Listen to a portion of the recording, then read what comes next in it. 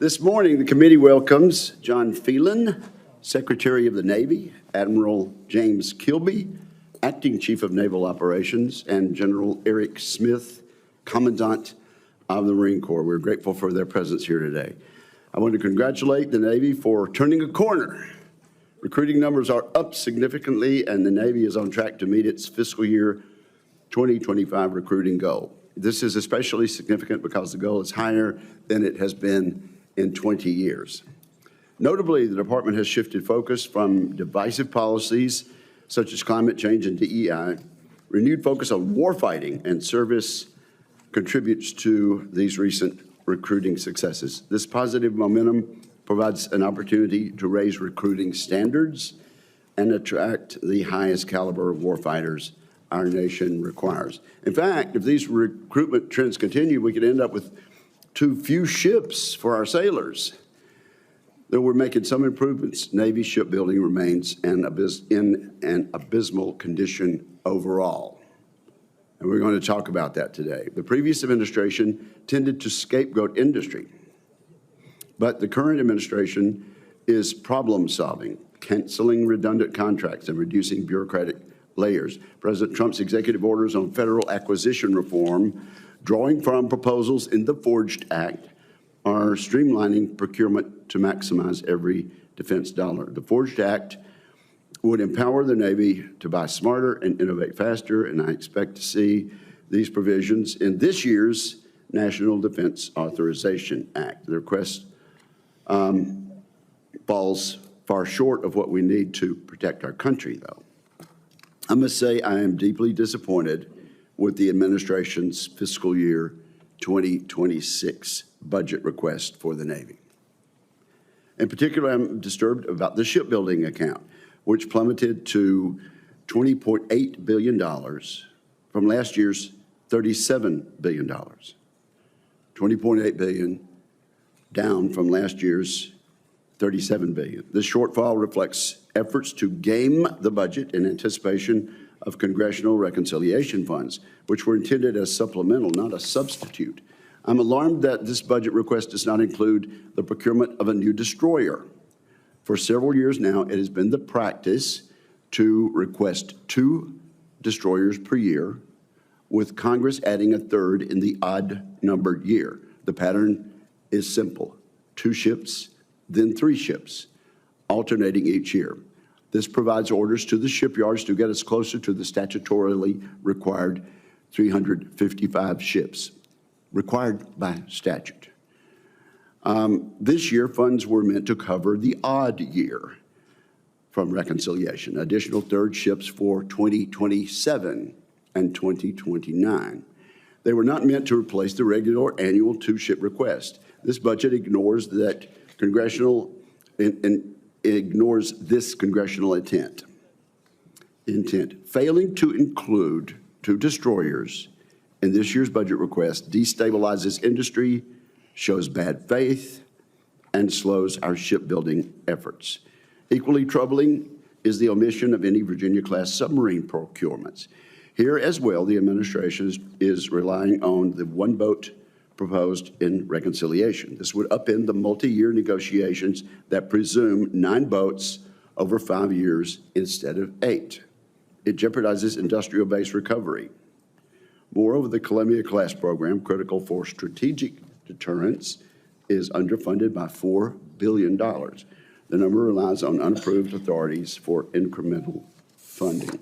The Shipbuilder Accountability and Workforce Support Initiative, SAWS, would enable 2 Virginia-class and 1 Columbia-class submarine annually. If we do SAWS, we could do 2 Virginias and 1 Columbia-class each year. Yet OMB opposes this and has created the crisis we now face. There's still time to implement SAWS, and I urge action to avoid further damage. The absence of Constellation-class frigates in the budget also raises serious questions. We'll discuss that during Q&A. Last year, we halted new procurements because of design instability. This year, the omission of 2 frigates signals severe problems with the program. I hope our witnesses clarify the frigate's future and how the Navy will sustain critical shipyard capacity in the event the program falters. Shipbuilding is not our only problem. The future of naval aviation faces significant challenges. The Navy continues to rely on the 30-year-old Super Hornet design as the mainstay of its carrier-based fleet, while capability gaps have been exacerbated with reduced F-35 orders. Compounding this, the F/A-XX sixth-generation fighter, intended to replace the aging Super Hornet, faces funding and schedule setbacks. The recent loss of 3 F/A-18s during a single deployment of the USS Truman underscores the operational strain on an aging fleet. There is $750 million proposed in the budget reconciliation to jumpstart this program.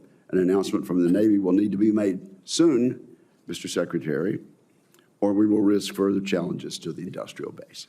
I recognize that the overall budgetary decisions were not made by the Navy, and I'm committed to a congressional solution to these shortfalls. The committee expects a clear plan to restore shipbuilding momentum, leverage Ford Act authorities, and ensure a fleet capable of deterring aggression in an increasingly contested world. Most members know that Senator Reid is attending a very important graduation ceremony this morning, and we congratulate him and his family. In his place, I'm delighted to recognize Senator Kaine, who will make opening remarks on behalf of the Democrats. Thank you, Mr. Chairman. To my colleagues and to the witnesses, I echo many of the comments of Chairman Wicker about problems. Each of you are part of the solution, not part of the problem, and that will be our dialogue today. We meet to discuss the Navy's budget request for FY 2026, but we have yet to receive the full budget request from the administration. And this is quickly becoming the longest delayed budget submission in memory. I urge the White House to deliver it. My understanding in the FY 26 budget is the DoD will request an essentially flat budget for the Navy. Secretary Phelan, I want to ask for your assessment of the Navy's current posture and requirements for the coming year. I'm sure my colleagues will do the same. Before we discuss the current status of the Navy and Marine Corps, I want to make some comments on the deployment of Marines and National Guard to conduct law enforcement operations in Los Angeles.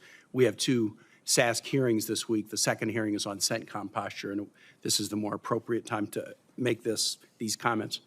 I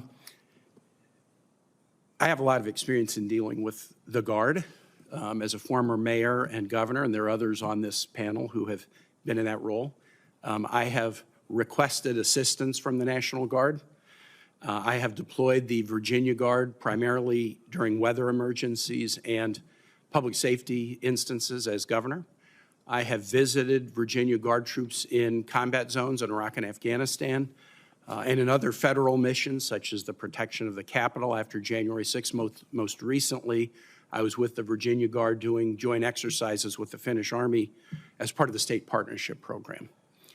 The genius of the Guard is that it is a partnership between the president and the governors and guardsmen and women.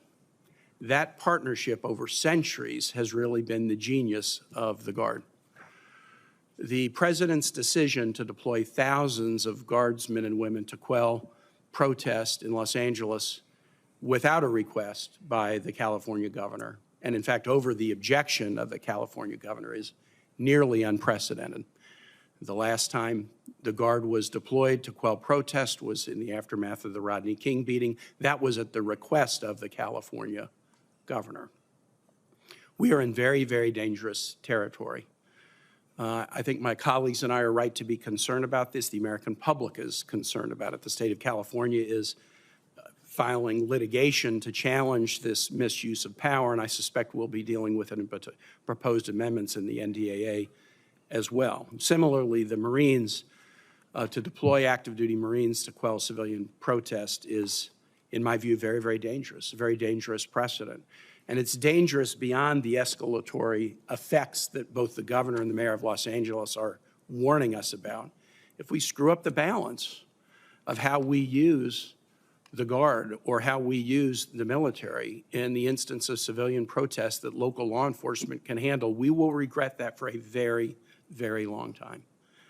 And so I encourage my colleagues and I encourage the courts, we'll grapple with this and hopefully we can establish a balance that is not easily upset. The president's not a king. The military is not a palace guard. Last thing I'll say is this: if you're watching as a citizen, you are able to peacefully assemble and petition government for redress of grievances. It's in the First Amendment to the Constitution. And it's in there for a reason. It's not just to protect individuals' rights to express themselves. It's also because of a belief that a democratic government does better when people can peacefully express dissent. Free speech, free exercise of religion, free press, the ability to peacefully assemble and petition government for redress of grievances. The founders of this country believed that made government work better than suppressing dissenting voices. Many Americans are worried now that if they express dissenting voices to policies of the administration, they're concerned that the military may be deployed against them. And they notice a disharmony between a president who would not deploy the National Guard to protect the Capitol on January 6th, despite repeated requests by the mayor of D.C. and the head of the Capitol Police, because those protesters supported the president, and a president who deploys the Guard and Marines in the absence of a request and over the objection of the mayor of Los Angeles and the governor of California. I just want to say to any of you there who believe firmly in your First Amendment right to peacefully assemble and petition government for redress of grievances, that fully inhabiting that right in a peaceful way is more important now than it's been during my lifetime. We're coming up on the commemoration of 250 years of American democracy, and it's on the shoulders of this generation to decide whether the commemoration will be a celebration or a requiem or a wake or a coronation. We need to make it a celebration, and for that we need brave and patriotic citizens who are willing to, without fear, exercise rights that were guaranteed to them from the very first days of this country. The Navy does remain the finest maritime force in the world, but it's struggled to grow and maintain the fleet, and I needn't repeat comments that Senator Wicker made. Many vessels, aircraft carriers, multiple destroyers, and frigates, and some of the air platforms are behind schedule, in particular the Virginia-class fast attack subs, Columbia-class ballistic missile submarines, which are so critical and prioritized very highly by all of you, are delayed and face budgetary challenges. And other programs in both the private and public shipyards. We are doing a shipyard industrial infrastructure optimization program, investing heavily. That's showing some improvement. We need to do more. I continue to believe that the most significant challenge we have is a workforce challenge, and I would want to ask each of you about how you're grappling with the workforce challenges. The administration recently announced a major new shipbuilding initiative in the State of the Union address. I thought that was positive, to be run by the National Security Council, but I understand that this office will focus primarily on commercial shipbuilding, not Navy vessels. And given the departure of many of the staff from the NSC who are expected to staff that initiative, I'm sort of wondering what your interaction has been with the White House and how they may add value to this problem we're trying to solve. General Smith, the Marine Corps continues to pursue your multi-year force design transformation effort with a focus on the Indo-Pacific. The Marine Corps is restructuring around expeditionary concepts that can provide a more flexible amphibious force. But to achieve it, you're focusing on a number of efforts: long-range fires, enhanced air and missile defense, improved ground and amphibious combat vehicles. But we continue to grapple with the question of the sufficiency of the amphibious fleet, and I think my colleagues and I will have some questions about that today. Finally, I will note that the President has failed to nominate a new Chief of Naval Operations since he abruptly dismissed Admiral Lisa Franchetti in February without explanation. I would welcome any guidance as to when the committee might receive a nomination for that critical importance. Thank you on to the witnesses, and Mr. Chair, since I'm going to be here, when we get on the Democratic side, I'm going to be deferring and letting other Democrats ask questions before me. Thank you, Senator Kaine. I think we'll start opening remarks with Secretary Phelan and then proceed with Admiral Kilby and then General Smith. So, Mr. Secretary, you are recognized.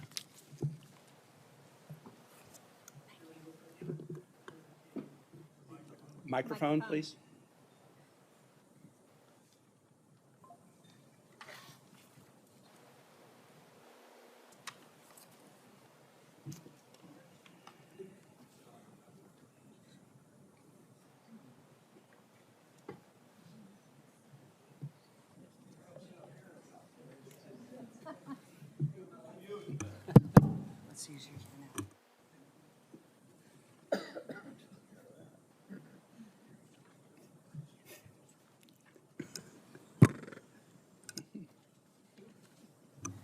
Okay, there we go.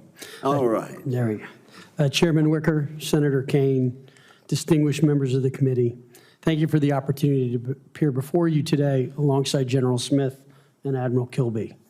I'm grateful to President Trump for the trust he's placed in me to lead this department and serve as the 79th Secretary of the Navy. I'm also grateful to this committee for my confirmation and for your continued support of our Navy Marine Corps team. Senators, my North Star as Secretary is readiness. Before a dollar is spent on any capability, an exquisite platform, or infrastructure, I will always ask the following question: what is the impact to our readiness? And does it increase or does it add to it? If the answer is no, we will not spend the dollar. As stated to this committee before, I'm focused on 3 priority areas. First, strengthening shipbuilding in the maritime industrial base. Second, fostering adaptive, accountable, and innovative warfighter culture. Third, improving the health, welfare, and training of our people, our sailors, Marines, and their families. Since my confirmation 2.5 months ago, I've been on a listening and learning tour. I've traveled across the country and visited some of our allies overseas. I visited our public, private, and overseas shipyards, as well as our installations, and I've met with many of our sailors, Marines, and shipyard workers. What I've learned is this: we are still the dominant naval power, but our adversaries are closing the gap at a concerning, accelerating rate. We need to make important cultural and strategic changes in order to maintain our competitive advantage. And we need to address a culture, one riddled with bureaucratic decision-making and gold-plated requirements, that is endemic to this department.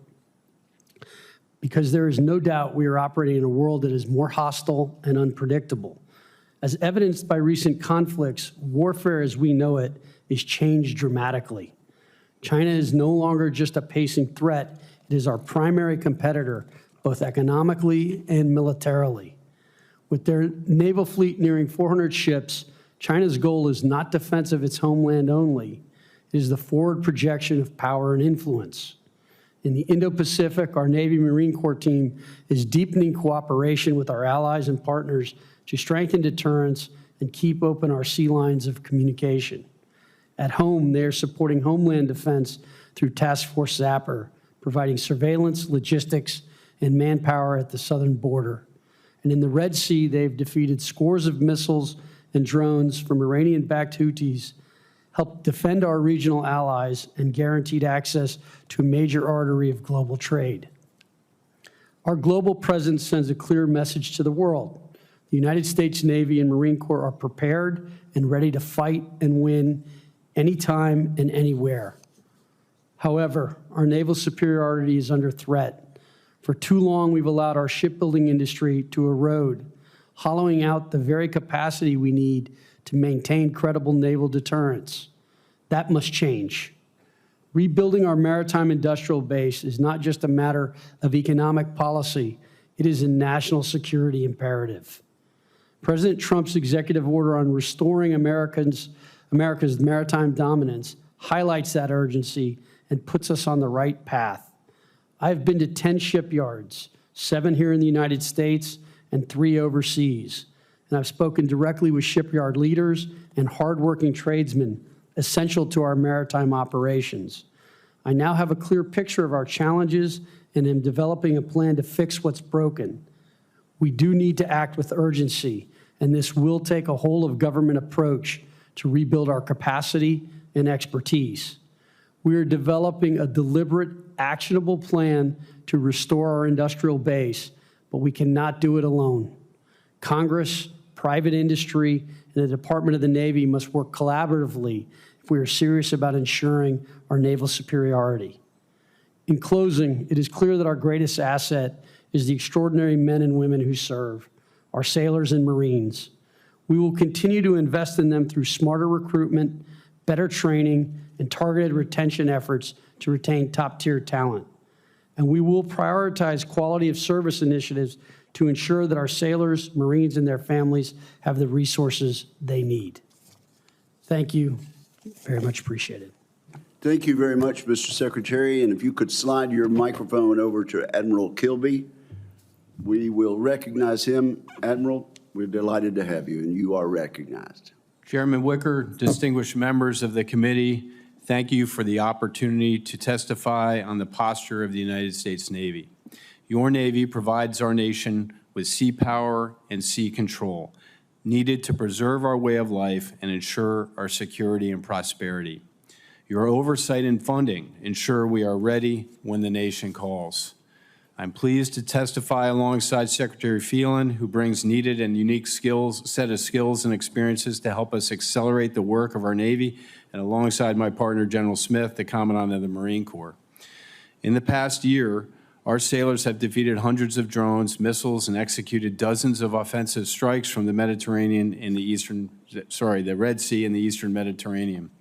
They have strengthened alliances and deterred Chinese aggression in the Western Pacific, and they have supported operations on the southern border. And they have maintained an unbroken strategic deterrent with our ballistic missile submarines. In short, the Navy, integrated with the Joint Force, remains postured and ready to fight and win. We remain committed to a strong global Navy, one that is prepared to defend our homeland, deter our adversaries, and prevail in war. We are laser focused on China as our most consequential opponent while strengthening the defense of the homeland. We prioritize our operations, training, and readiness accounts to ensure our naval forces remain ready, resilient, and able to execute national tasking. The Navy and the Marine Corps preserves peace through strength, through investments in our strategic deterrence, our defense industrial base, our installations, via initiatives like the Shipyard Infrastructure Optimization Program. Most importantly, we are continuing our strong commitment to our people, our sailors, our Navy families, and our civilians through pay raises and investments in quality service initiatives such as unaccompanied housing and childcare. But we are facing some challenges. First, our platforms are not as ready as they need to be. We set an ambitious goal to make 80% of our ships, submarines, and aircraft combat surge ready by 1 January 2027. To do that, we are reducing maintenance delays and improving manning, training, and modernization and sustainment. Second, the Navy has 22,950 gaps at sea. Thanks to process improvements and targeted investments, we are on plan to reduce that number significantly by the end of 2026. We are committed to attracting and developing Americans who innovate, solve hard problems, and dominate in combat. The Navy contracted over 40,000 sailors last year, the most since 2003, and we are currently on pace to exceed our recruiting goal in 2025. And third, our ordnance expenditures in the Red Sea have highlighted the strain on our munitions industrial base. The Navy is working with both our traditional primes and new entrants to close this gap, developing kinetic and non-kinetic weapons at speed and at scale. In all these efforts, consistent and predictable funding is foundational. We appreciate the continued support of this committee. In closing, I'm proud of our Navy's accomplishments in the past year, and I'm excited about the growing consensus that is powering our maritime rejuvenation. This whole of government and whole of nation effort is essential to our security and prosperity. We have work to do to ensure that we will remain the premier maritime force for another 250 years. Your leadership and support are critical to achieving this imperative. On behalf of the sailors, civilians, and families around the world of the Navy, thank you. I look forward to your questions. Thank you, Admiral. General Smith, you're recognized.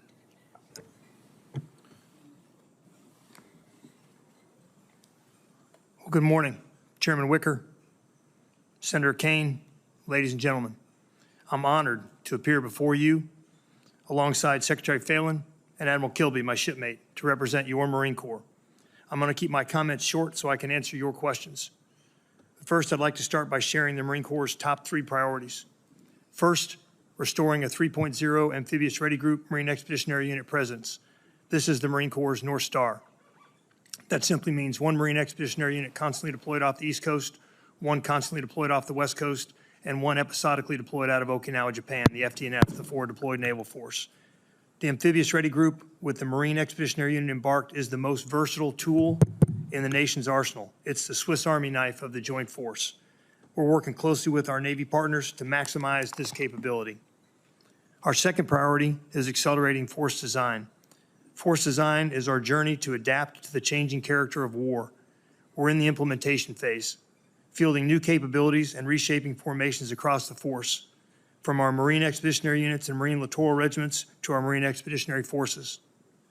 And finally, improving the quality of life of our Marines. Every Marine deserves a clean, safe place to lay their head down at night. They don't ask for much, but they do ask for that.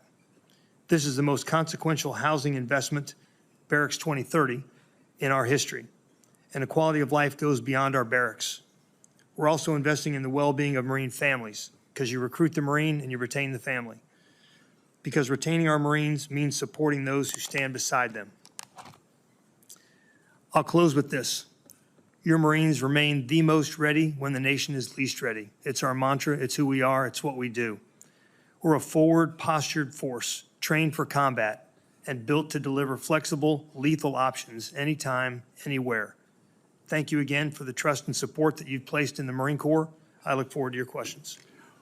Thank you very much to all three of you for your testimony and for your service. Secretary Phelan, you've made it clear in your opening statement that the number of ships we presently have is inadequate, that the strength of our industrial base is inadequate and headed in the wrong direction, particularly as compared to what has been called our pacing threat, and which Admiral Kilby actually used a stronger language to describe. Admiral Kilby, you said that the Navy must be ready when the nation calls. And I think I take from your testimony, combined with that of Secretary Phelan, that if the current trend continues, we will not be ready when the nation calls, although you're doing your best with what we have. General Smith, let's talk about amphibious ship readiness. To be specific, the GAO report just last December highlighted that 16 of the 32 amphibious ships are in poor material condition. Those are the exact words, poor material condition, because of deferred maintenance, obsolete steam propulsion systems, and shortages of spare parts. You went even further, General, calling this a crisis, and instead of 16 of 32, you noted 3 months ago that only 13 of 32 ships were seaworthy as of March of this year, far below the 80% readiness rate needed to meet congressionally mandated 31-ship minimum to support 3.0 Amphib Ready Group Marine Expeditionary Unit requirements. Have I misstated anything, General Smith? No, sir, you are correct, although I would note that Admiral Kilby is working mightily to improve that readiness. Absolutely, and we want to work with you on that. How is okay? Thank you for the compliment, and I know y'all are shoulder to shoulder. But how is the Navy supporting readiness of the amphibious warfare fleet? And I'll let you continue the compliment, and then we'll toss it back to Admiral Kilby. Senator, what I would say is the Optimized Fleet Response Plan, OFRP, I will not speak for Admiral Kilby, but it is the plan to get the amphib readiness fleet up to standard, get it up to its 80% readiness rate. There's no time to waste, is there, General Smith? No, sir. Admiral Kilby?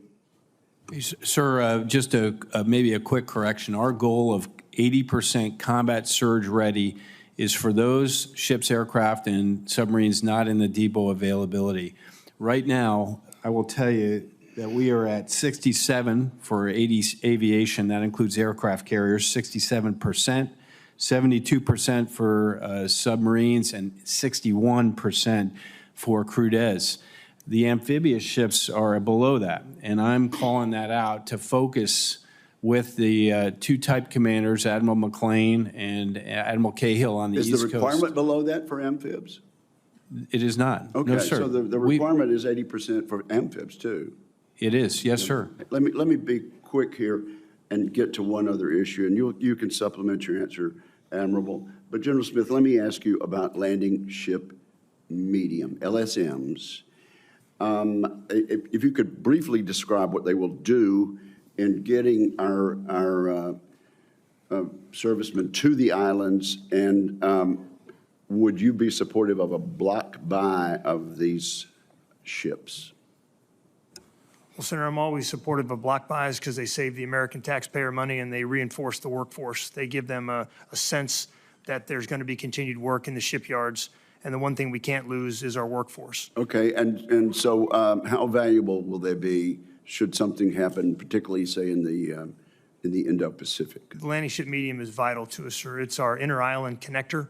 It's what enables us to disperse and reaggregate the force rapidly and to do so in a nondescript manner to keep ourselves below the threshold of noticeability by the adversary to deliver lethal capabilities. Is there an existing design which we could begin production on very quickly? There are a couple that we're looking at, sir, but what we require is a purpose-built ship, something that can be shallow drafted, carry marine missile batteries, carry Marines, and distribute themselves across the first island chain with enough range and capability to get the job done. And are there ships ready right now that could do that? Sir, I would say there are not ships that are currently fully capable of executing, but there are some ships that can be used as surrogates on the way to a spiral development to a purpose-built ship. What would be the alternative to using them right now? How many years would we have to wait for the so-called purpose-built ship? I can't give you an exact number of years that we would have to wait, sir, but it's more than 2. There may be some questions for the record Sure. on that issue. Thank you very much. Senator Kane, you are recognized. Prior to recognizing Senator Blumenthal, Mr. Chair, I'd like to ask to introduce the statement of Senator Reed prepared for today into the record. Without objection. Senator Blumenthal. Thanks. Thank you, Mr. Chairman. Thank you, Senator Kane. Thank you, gentlemen, for your service to our nation and your being here this morning. And I want to reiterate some of the points that my colleague, Senator Kane, made. I'm deeply, deeply concerned about the use of our National Guard and our Marines, essentially in what appears to be law enforcement and crowd control. It threatens our civil rights and civil liberties directly contrary to the doctrine of posse comitatus, which is at the core of our constitutional protections. These active duty military are being used essentially to do crowd control and to potentially use force against fellow Americans, which is exactly what the founders wanted to prevent through this doctrine, and that Congress sought to prevent through the Insurrection Act. Unfortunately, the Insurrection Act is fraught with weaknesses that, in effect, give the president unbridled power. I will introduce later today reforms to the Insurrection Act that limit the president's power with safeguards and guardrails for the purpose of protecting our constitutional rights, but also, frankly, protecting our military. And that's the main point I want to make today. I consider the use of the military in this way a risk to our national security at a time when we need more support and more credibility for the kinds of complicated and challenging tasks we ask our men and women in uniform to do. This escalatory and inflammatory use of military men and women against their fellow citizens threatens to be a stain on their honor and a blow to their support and credibility among Americans. The sight of Marines taking potential force against fellow Americans, Commandant Smith, I regard as deeply dangerous to our Marine Corps. These Marines have no training in crowd control, do they? Senator, the Marines that have deployed do have crowd control training. Where did they do that crowd control? They did that at their home station at 29 Palm, sir. You said that they're trained for combat. They're being deployed for, in effect, law enforcement, aren't they? Senator, they're being deployed to support law enforcement. But the task that they are being assigned to do is not central to their mission as Marines. Senator, I would say that all Marines are trained in crowd control, embassy reinforcement, et cetera. So this is part of their training, sir. All Marines are trained in crowd control? Sir, a standard Marine Expeditionary Unit before they deploy is trained, and this battalion was ready for that. And what kinds of equipment do they have? Sir, they have shields and batons. And do they have the kinds of arrest powers that police would have? Do they have the kinds of authorities that are necessary for crowd control? Sir, they do not have arrest authority. They are there to protect federal property and federal personnel. Wouldn't you agree that there's the danger they will use the kind of lethal force that you've just described as their central mission to deliver, and that there could be injuries and deaths as a result? Senator, I am not concerned. I have great faith in my Marines and their junior leaders and their more senior leaders to execute the lawful tasks that they're given. I have great faith in the Marine Corps when they are assigned to do what is their central mission. I am deeply worried about the effect of the use of Marines or National Guard in a way that could inflame and incite rather than calm tensions.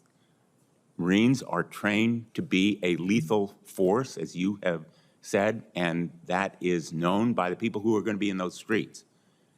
And I'm deeply concerned about the stain on the honor of the Marine Corps that could result, and the loss of support and credibility for exactly the kinds of increasing support for the industrial base, better living conditions, and other challenges that we have and that require more commitment, Mr. Secretary.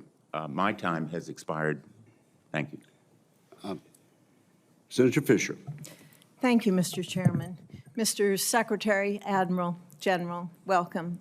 Thank you for being here today, and thank you for your service to our country.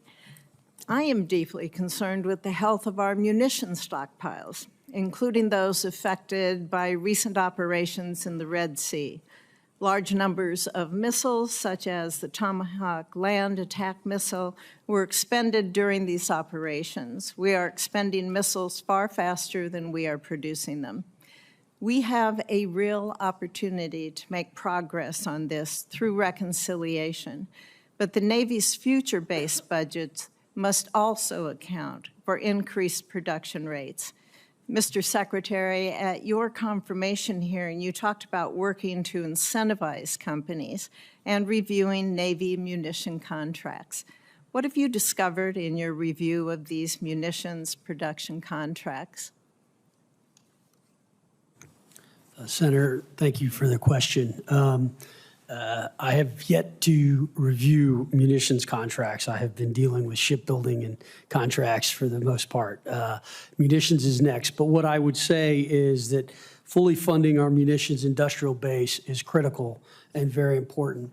And I have visited 2 other companies at this stage that are 3D printing different types of munitions that I think have a lot of potential. And so I think we need to make sure that we are looking at both existing and new ways of making munitions. So that will be critical to us in the future.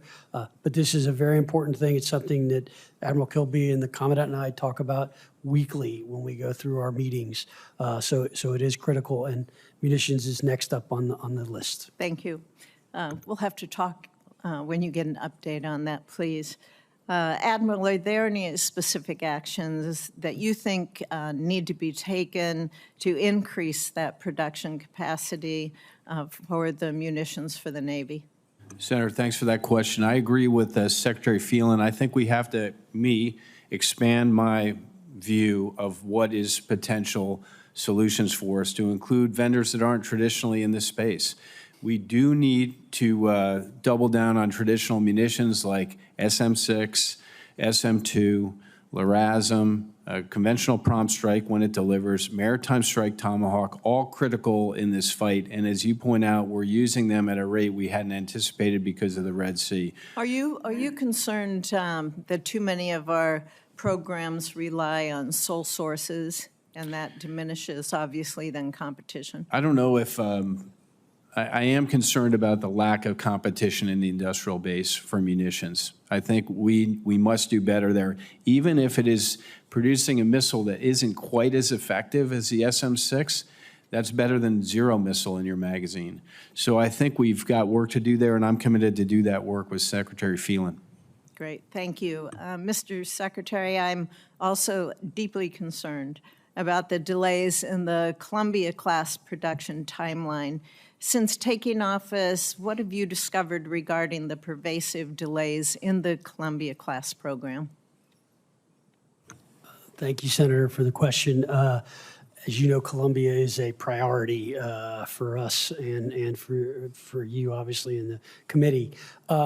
I think there are a number of different issues we've come across. One is, you mentioned the topic of single source builders. We also have that in supplies, which is potentially a problem. So we do need to expand out the industrial base. I think some of it has been, I've visited both Quonset and Groton and have gone there.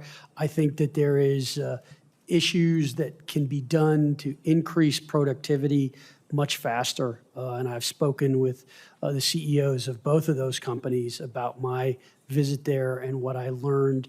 I believe that we will start to see an increase. We are trying to shift the schedule left, and there are a few different things we are trying right now. Okay. In addition, we have, at the direction of the Deputy Secretary of Defense, we have sent in a group to try to help them analyze workflow processes and those sorts of things as well. Thank you. Admiral, I wanted to ask you, because of the delays we're seeing on the Columbia class, I know the Navy's been working to extend the hulls of some of the existing Ohio class. How's that going? I think we're in a good shape. That's a good insurance policy. Obviously, we want to get Columbia out there because it has a capability beyond our Ohio's, but we have the ability to extend 7 of those through an availability called a PIRA, which I believe will make sure that we maintain our strategic component from the Navy. Great. I will have some questions for follow-up for all 3 of you gentlemen. Thank you very much. Thank you. Senator King. Thank you, Mr. Chairman. First, Mr. Secretary, I want to thank you for your visits to the Portsmouth Naval Shipyard and Bath Iron Works, particularly for the time you took to talk with the men and women on the deck plates, the people who are out there doing the work. It meant a lot to those people and meant a lot to the workforce. And the fact that you took the time to do that, I think, is exemplary. The other thing I want to note at the beginning, we always get in these hearings, there's a lot of criticism and harsh questions. I want to compliment the Navy for the performance in the Red Sea. It's the longest protracted naval battle since World War II. And the Navy has performed extraordinarily well. I've had briefings both in this committee and the Intelligence Committee about the work that's been done under very difficult circumstances. So I think that should be acknowledged in a hearing like this. I should also note that some of the workhorses in the Red Sea are DDGs, which are, I remember visiting a government facility some years ago that had a spot on the map of the whole world of all of U.S. assets, and DDGs were all over that map. They're truly the workhorse of the Navy, and that brings me to my more difficult question, which is the shipbuilding budget being cut in half in the base budget. Those of us who've been on this committee for some time remember OCO.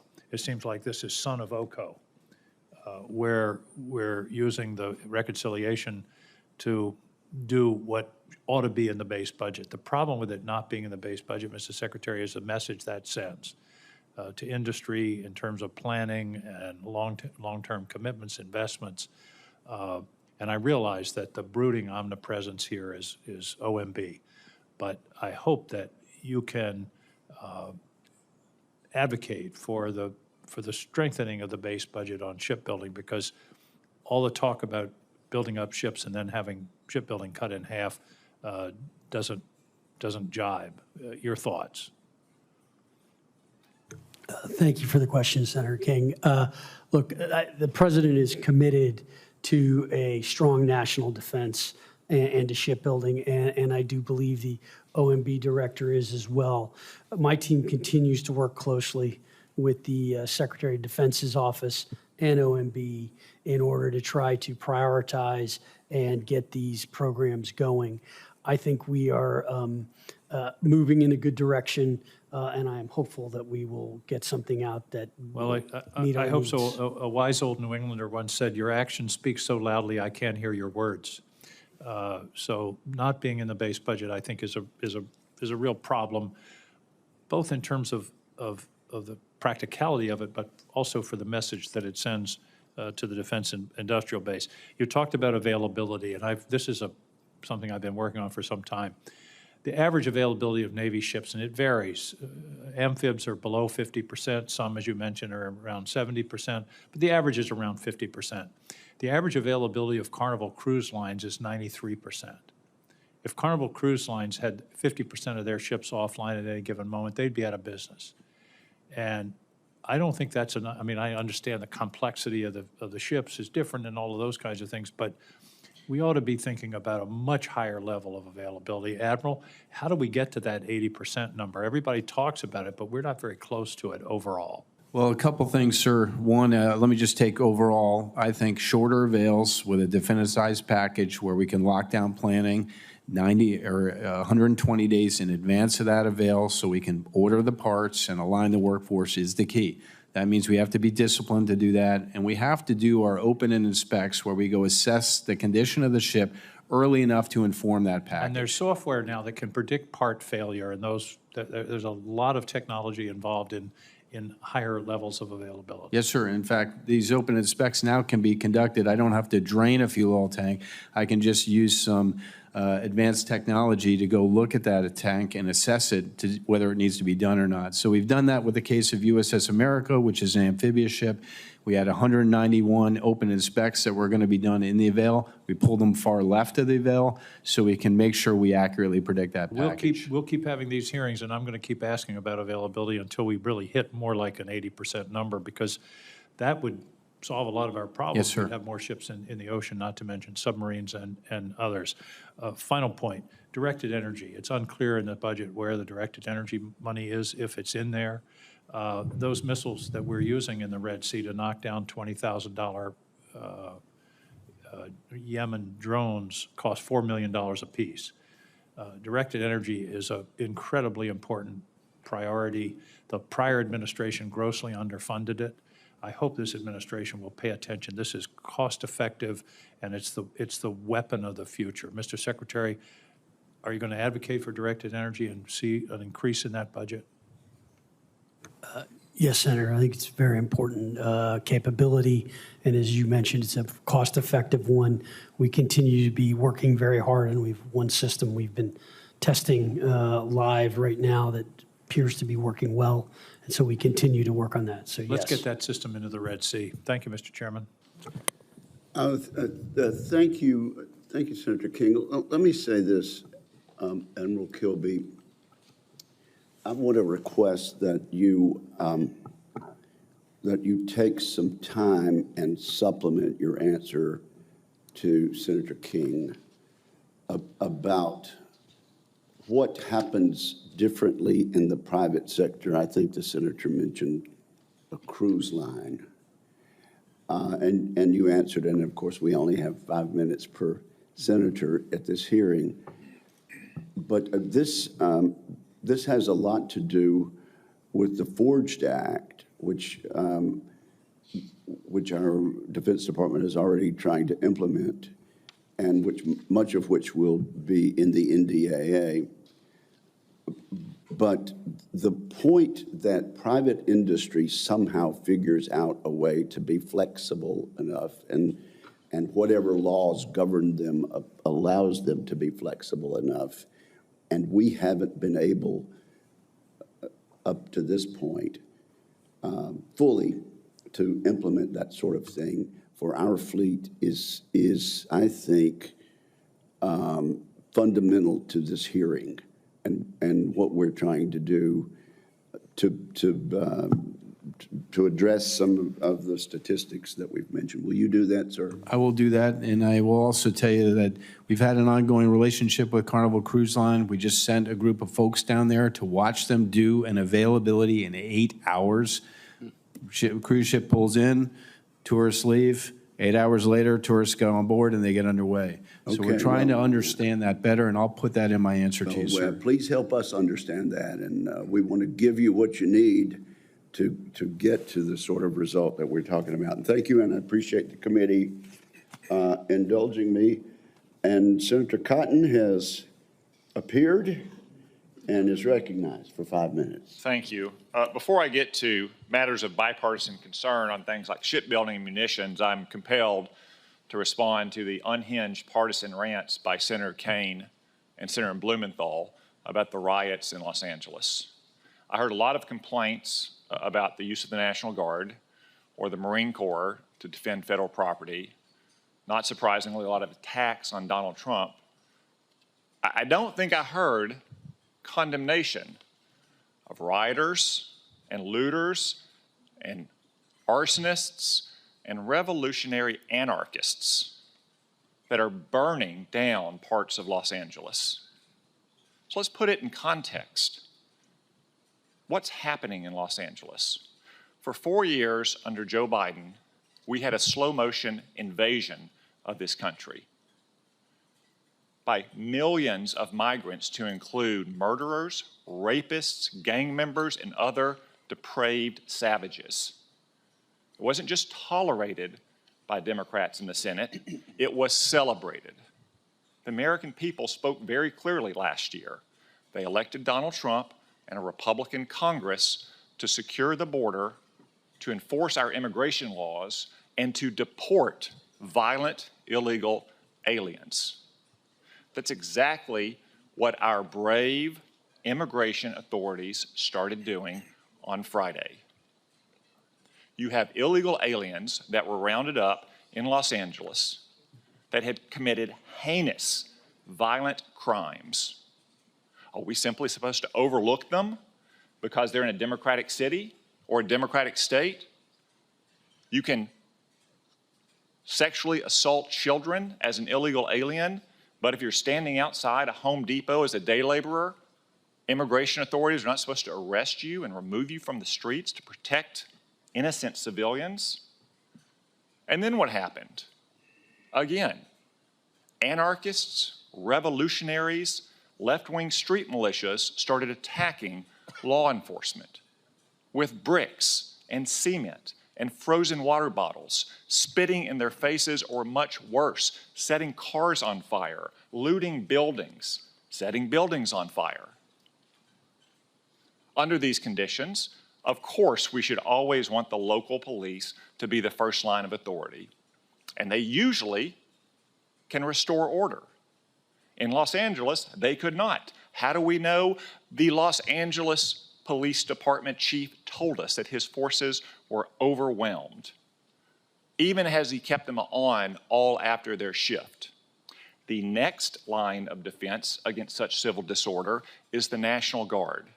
You would expect a responsible governor, when one of his city's police forces are overwhelmed, to call out the National Guard, but the incompetent and ideological governor of California refused to do so. So President Trump had to act. He has clear legal authority to federalize the Guard when necessary to protect innocent life and property, and especially federal officers and federal property. That's exactly what he did. Just like, for instance, in my state in 1957, when the racist Democratic governor tried to use the National Guard to prevent the desegregation of Little Rock Central High School. And President Eisenhower said, "I don't think so," and federalized the Guard to ensure the desegregation of Little Rock Central. And what did the governor of California do? Rather than recognize the error of his ways and cooperate and try to restore order in California, he began grandstanding, attacking the president, suing the federal government for using the National Guard to restore order, which again is one of its functions. Now, the third line of defense, as Senator Blumenthal referenced, is the Insurrection Act, the use of active duty troops to restore order. The president has taken a measured approach so far. He has said he doesn't think it's necessary to do so, but he will use that venerable law, which goes back nearly to the beginning of our republic, if called for, as it was, for instance, in the 1992 LA riots. Now again, we all hope that these riots are stopped, that these outlaws and renegades are arrested and prosecuted to the fullest extent of the law. But the president has a constitutional responsibility to protect innocent lives, to defend federal officers, and to defend federal property, which is exactly what the Marines were sent to Los Angeles to do. Not to engage in crowd control, not to engage in civilian arrests, but to protect federal property. Now, my time has expired, so I won't get to address some of the important issues that you came here to speak about, gentlemen, but I do want to express my thanks to the California Guard and to the Marines that are currently trying to perform the simple responsibility of protecting federal officers, federal property, and help the local police restore order in Los Angeles. Thank you. Thank you very much. Senator Kane is next. Well, just to respond, the issue is not, is there lawless behavior that can be controlled by local law enforcement? You either believe in a federal system or you don't, where a governor requests the National Guard or doesn't, and you either believe in a civilian military division or you don't. Now, President Trump has addressed this topic in September of 2020. Look, we have laws. We have to go by the laws. We can't move in the National Guard. I can call insurrection, but there's no reason to ever do that. Even in a Portland case, we can't call in the National Guard unless we're requested by a governor. I'll set aside all the ad hominem partisan attacks and just say this. Senator Cotton brings up the example of Little Rock. President Eisenhower, Republican president, did federalize the Guard in that instance. Why? Because it was the governor that was violating federal law. There is no suggestion that Governor Newsom is violating federal law. In fact, he said, arrest me if I'm violating the law. And yesterday, the chief border agent for the United States said, there is no cause to arrest you. You are not violating federal law. And so the right balance in this instance is to let a local official, mayor, governor, seek assistance if they need it. If the president decides more assets are needed, we wouldn't even be having this discussion if he said in federal law enforcement, FBI, DEA, federal law enforcement. We're having this discussion because the president, in an unprecedented way, without a request and over the objection of the local elected leadership, has sent in the United States military, and that is unprecedented. General Smith, I want to just compliment you. You listed 3 pillars of the area you're working on, and number 3 was quality of life. Yesterday, I was at Yorktown Naval Base, and I visited your Marine Corps Security Force Regiment to see advances they're making on Barracks 2030, and it was very, very impressive. And I told them that this is a real template for what we ought to be looking at Marine-wide and DOD-wide, and I just wanted to compliment you on that. To Secretary Phelan and Admiral Kilby, Senator Fisher has asked you about Columbia-class. I was going to ask, but normally just focus on, can you talk about where we are in trying to get Virginia-class production up to speed? Yeah, I'll start, sir. We're not where we want to be, and we're not satisfied with it. We're at a 1.1 when we need to be on a 2.0 pace for us and 2.33 for the ultimate goal here with the AUKUS program. And just the timing of that, we need to be at 2.33 kind of in the early to mid-30s if we're going to, be able to meet the commitments that we've made to the Aussies who've invested in our workforce to do that. Isn't that right? That's correct, sir. We have a heavy lift, 1.1 to 2.3 within 10 years. Yes, sir. I do think there's been a bunch of investments that we've enjoyed because of your approval in the maritime industrial base and the submarine industrial base in particular that I believe will help us here. But we do need the prime contractors to deliver and sequence work and get it done and focus on productivity, just as Secretary Phelan laid out. Let me ask you this, Admiral Kilby.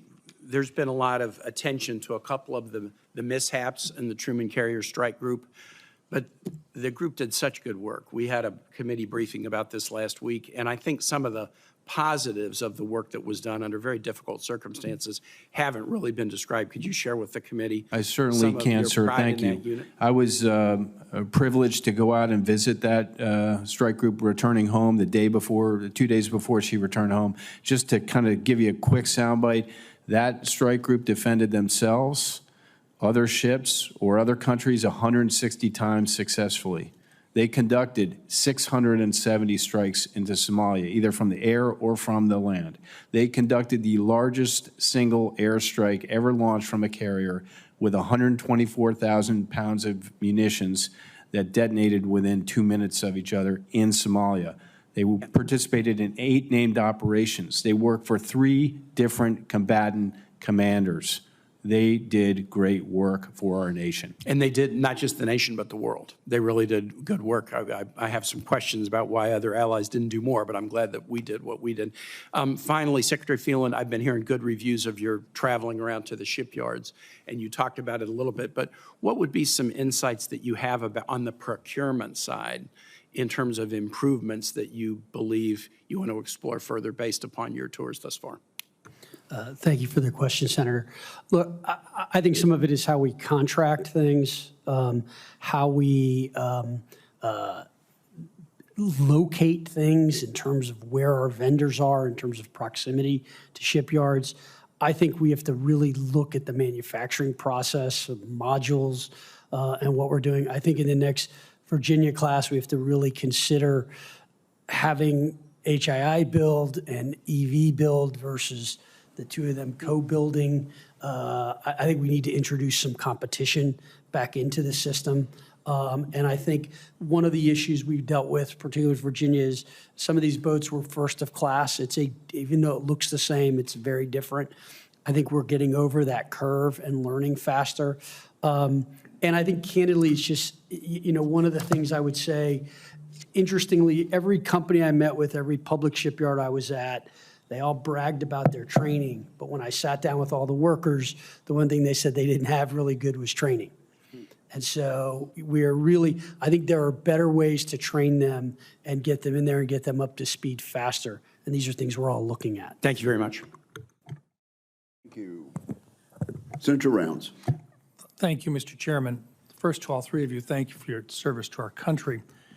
General Smith, I just want to touch on one item very quickly and just, you laid out very clearly to some questioning earlier the current situation with regard to the Marines that are currently in California that the President has identified. I believe you have approximately 2,000 of them. Is that correct, sir? We've actually got 700 Marines from 2nd Battalion, 7th Marines, sir. Okay. And in their current position, do you consider them, what position are they in? Are they mobilized, or are they, what's the appropriate terminology that you would use for their current status? Sir, I would say that they are there at the SecDef's direction to NORTHCOM. It's one of our most ready battalions. They're prepared to respond to lawful orders from their chain of command. They're there to protect federal property and federal officers. Have they been called into that, into that operation yet? Sir, I would defer you to the commander of Northcom for that. Okay. When they come in to do this, they have not engaged at all at this stage of the game. That is correct, sir. Okay. The only time that they would engage is if properties are, or individual other members of the armed services are being threatened. Is that accurate, sir? That is correct, sir. So they're in a defensive posture right now, but they're available as a reserve force. That is correct, sir. And again, I would defer to the Northcom commander for their employment. Thank you. I just want to make it clear that the purpose for them being there is not necessarily for law enforcement, but it is there to protect other members of the military or federal properties. Is that accurate? Sure, that is their mission. Which is exactly what it would be if they were in another part of the sovereignty, which we would have, which would be at any embassy, any place in the world. Basically, sure. Okay, thank you.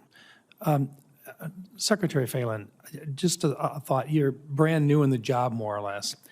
I have asked, I guess, almost every time we've had one of these types of setups in front of us about a submarine called the USS Boise.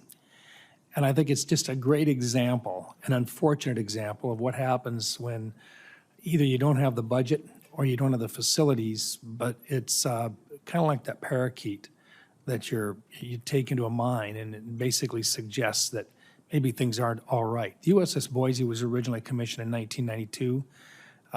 It's a nuclear attack sub, and it was taken out of service in 2015. And since that time, it has been in different phases of either a dry dock or sitting at dock. Right now, the most current plan is that it will not go back into service until 2029. There's something wrong with this. Just compared to how long it takes us to build a brand new sub today, this has been sitting there now, and it's going to be 14 years of not being in service. Have you had a chance to look at that operation, or have you had a chance to look and see just what's going on there? Thank you for the question, Senator. I know important to you. I have not on that specific one, but let me speak kind of in general about this. Our maintenance times, this all comes back to the point of urgency. We don't seem to have that sense of urgency that we need. We don't, in the manufacturing and construction and maintenance business, there's one thing, Senator King talks about Carnival Cruise Line. There's one word: schedule. If you don't hit schedule, you get killed. And we don't seem to hold the schedule. And I think there are a number of reasons why. Some of that's the supply base, some of that's green workers, some of that's not having enough workers, some of that's taking workers and shifting them to other jobs. There are a lot of things that we aren't doing that are not very smart. I went to Korea, I went to Hanwha, I went to Hyundai Heavy Industries, I went to 2 shipyards in Japan. The Japanese in 1 8-hour shift get done what we get done in 2.5 shifts. It is not because they are so much better. They are more experienced, yes, but like you speak to a welder in Japan or Korea, they spend 0 time on paperwork. I have yet to found a single shipyard where it's not between 35 and 50% of their time is filling out paperwork. These are things that need to change. We need to modernize and design. So these maintenance, as you're talking about, this is a huge problem. If you have a ship in a yard, in my opinion, for more than a year or 2 years, pretty hard to get it back in the water. Yeah, we can't be spending 14 years trying to take it to its second life. It's just can't be done anymore. I agree. Thank you, Mr. Chairman. And we look forward to your suggestions about specifically how to deal with the paperwork issue, Mr. Secretary. Senator Warren. Thank you, Mr. Chairman. So for years, giant defense contractors have been sneaking fine print into contracts that prevents sailors and Marines from maintaining their own equipment. These restrictions increase costs, they hurt readiness, and they make a lot of money for the contractors. During your confirmation process, Secretary Phelan, you committed to, quote, explore how to best leverage right to repair and technical data rights within acquisition contracts to enable organic repair capacity. I wrote it down. So I want to make sure that that maintains as a priority. Marines in Okinawa, Japan had to send back engines to contractors in the U.S. for repairs, a process that took months when the Marines could have done it themselves on site. But they had to do that because that is what the contract said. And when it's a ship, the United States government actually foots the bill to send the contractor out to sea. GAO found that travel costs to have a contractor complete repairs for one order on the USS Montgomery in Singapore would cost about $1.2 million. That's just for the travel costs. So Secretary Phelan, would you agree that the Navy could be using those millions of dollars to train service members on the skills they need so they could fix their own equipment rather than spending that money to fly contractors to provide tech support? Senator, thank you for the question. I know it's very important to you. What we do makes no sense to me, okay? And so I am a huge supporter of right to repair. I went on the Ford carrier. They had 8 ovens. This is a ship that serves 15,300 meals a day. Only 2 were working, 6 were out. And I said, you've got 5,300 people on the ship. You're telling me someone can't fix an oven? We got a lot of engineers. We can, but we need to wait for the contractor to get out. I asked the question about our elevators. If an elevator go out, what happens? We've got to call Huntington. They've got to call the 4 other people. They have to come out and diagnose the problem, and then they'll fix it. It is crazy. We should be able to fix this. And my other hot button, which I know is another one of yours in this committee's, is IP and our intellectual property rights. We end up paying for a lot of things that we don't control, and we need to change that. Wow. And so contracting in general is something we're looking at very hard, and we need to really try to ensure going forward we control our IP and we have the ability to fix things, because if we're in a fight, how do we fix it then? You have this so right. The importance not only of doing it on a day-by-day basis, but you need all of that muscle memory of how to fix things in case you're under much more adverse circumstances and don't have time to let something lie there unused while you try to fly in somebody from halfway around the world. So let me just make sure I've got you on the record here. Do you agree that the Navy needs to negotiate for comprehensive repair rights so that contractors cannot find shady ways both to insist on their ability to do the repairs, but also to keep the data that you need away from you so that you can't do it yourself? Senator, I agree we need to repair, or have the right to repair our ships. How we specifically go about that, I need to look at and understand better. But trust me, you and I are simpatico on this. Okay, and then I will ask you, while we're being so simpatico here, let me ask you one more. Do you support Congress passing a law that will help you negotiate repair rights at a fair and reasonable price? Yes, I do. Okay, I really do appreciate this. You know, and so do 70% of voters, according to recent polling. And this is why Senator Sheehy and I are introducing the Warrior Right to Repair Act to make sure that every service follows the Army's lead of securing repair rights and requiring contractors to offer those rights at fair and reasonable prices. This is an opportunity to stand up for our sailors and Marines as well as for the taxpayers. And I look forward to working with you. I know that Senator Sheehy does as well. And we want to work with all of our colleagues to make sure that our service members have the tools they need to be able to repair their own equipment. Thank you. Thank you, Mr. Chairman. Thank you, Senator Warren. Secretary Phelan, have you had a chance, or has your team had a chance to look at the specifics of the language of the Warren-Sheehy bill that has been referred to? I have not, Senator. Okay. Will you please do that and comment about the specifics on the record? It would be very helpful to us. Absolutely. Thank you, and I look forward to working with my two colleagues on a workable solution, particularly since the Secretary is so supportive of that concept. Senator Ernst. Thank you, Mr. Chair, and thank you, Secretary Phelan, Admiral Kilby, and General Smith for being here today and for your service to our nation.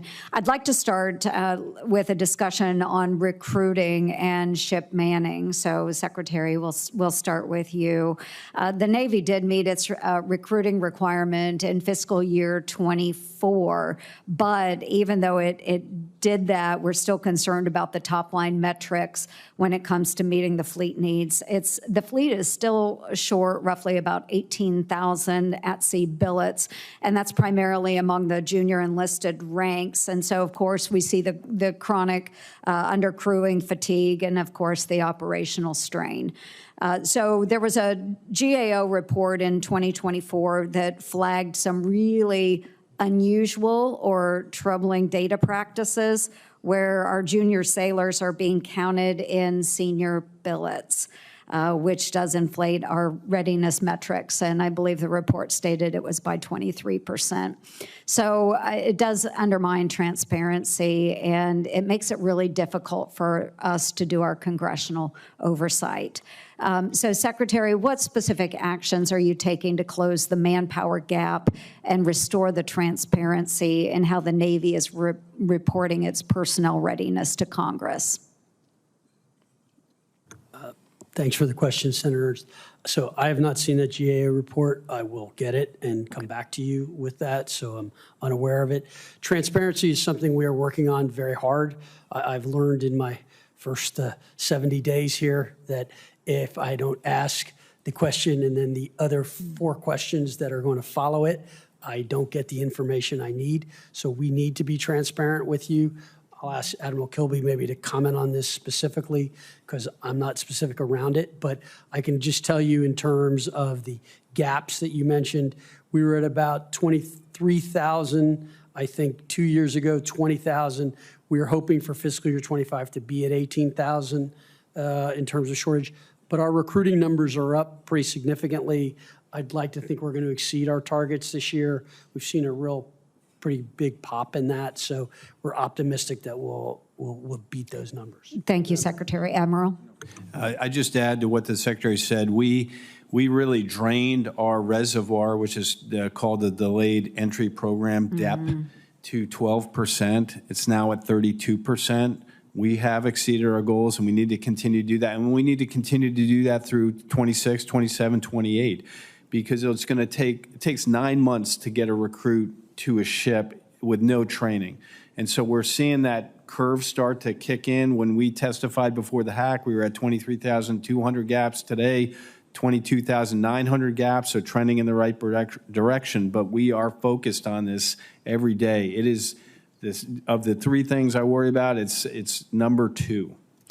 Okay, we've really got to close that up, and we'll follow up with you on that. General Smith, you have consistently within the Marine Corps met your recruiting goals. Can you talk about the success of the Marine Corps and how you've achieved that? Senator, I can, and thanks for calling that out. I'm very proud of our Marine recruiters. The way we do it is Marines don't fail. We make our mission. We give our recruiters a mission. We hold them to account for that mission every month. They are required to recruit 3 individuals, and when they don't make it, we give them counseling, and if they continue to not make it, we replace them. Recruiting is our lifeblood. We place our best and our brightest on recruiting duty, and we reward them with a duty station preference, promotions, and awards when they do successfully complete their recruiting mission. And it's a simple fact. We're Marines. We don't fail. Well, thank you. We do appreciate that. And thanks for meeting those recruiting goals and inspiring those generations that are joining into the Marine Corps. So I really appreciate that. I do have it's called the SERVE Act, and it provides a pipeline for young Americans to go into our service branches, and we hope we can get that included in this year's NDAA. I do want to talk very briefly, because I'm running out of time. I want to talk about auditing. Everybody's favorite topic. I love this topic. But Secretary Phelan, you pledged during your confirmation hearing to deliver a clean audit by 2028, and that is called for in our NDAA. I got my start in public service as a county auditor, so this is really exciting stuff to me. Yeah, everybody laughs, but it is. So the Marine Corps has achieved a clean audit not once, but twice.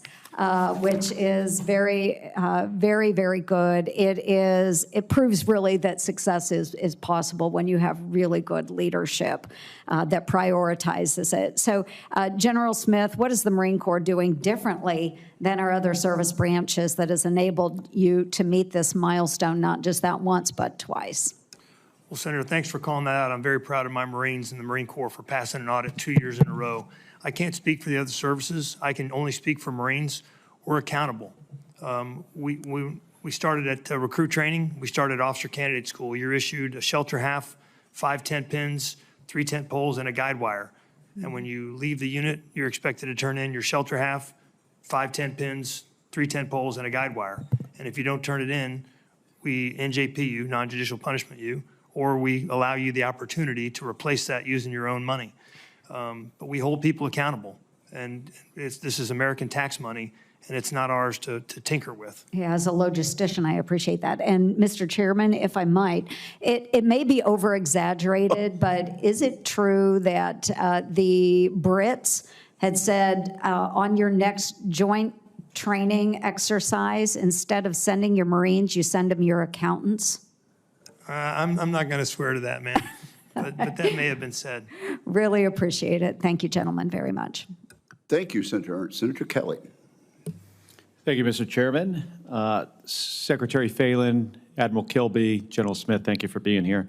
Secretary Phelan, I want to take the opportunity to follow up on a question I had during your nomination hearing regarding the SLCM-N, the nuclear armed sea launch cruise missile. So during your nomination hearing, you stated you hadn't been fully read into the program, so you couldn't make an informed comment on the topic. Now, having been in the job for a few months and having looked at the program, I want to make sure we're clear on the direction of the system and understand the cost-benefit analysis in fielding this weapon system. If the Navy fields the SLCM-N, it would likely require removing conventional weapons off of the Virginia-class submarines, meaning torpedoes. And there'd also be required a whole host of significant structural and procedural changes aboard the boats, which would cost time, money, and sacrificing one of our greatest advantages that we have in the Western Pacific, which is our conventional submarine capability. So, Mr. Secretary, what do you think is more likely in Indo-PACOM in the Western Pacific, a conventional or a nuclear conflict? Thanks, Senator Kelly, for the question. I think I'm going to defer to the Admiral on this one, since he is the military expert, as to how he thinks that's going to transpire. But what I would say to you as it relates to SLCM, still evaluating that, trying to evaluate candidly the entire force structure and posture, how our manned, unmanned should look like. What are the different programs we've got? I think we are seeing in real time combat changing very quickly. Yeah, well, Mr. Secretary, I'll give you my opinion on this. Please. A conventional conflict is much more likely in the Western Pacific instead of a nuclear conflict. So do you think fielding a submarine with a tactical nuclear weapon capability will contribute to integrated deterrence inside the first island chain and in a Taiwan scenario? Again, Senator, I think a lot depends on how that conflict takes place, what exactly they do, how we respond, and you could make the argument that SLCM gives the president more options. You could also argue it gives him less options. All right, so let me transition here to Admiral Kilby. Admiral, Do you think it's more likely we have a conventional or a nuclear conflict in the Western Pacific? I think a conventional conflict is more likely, and I hope it stays that way. Yeah, well, thank you. Do we have another option to field a tactical nuclear weapon at sea?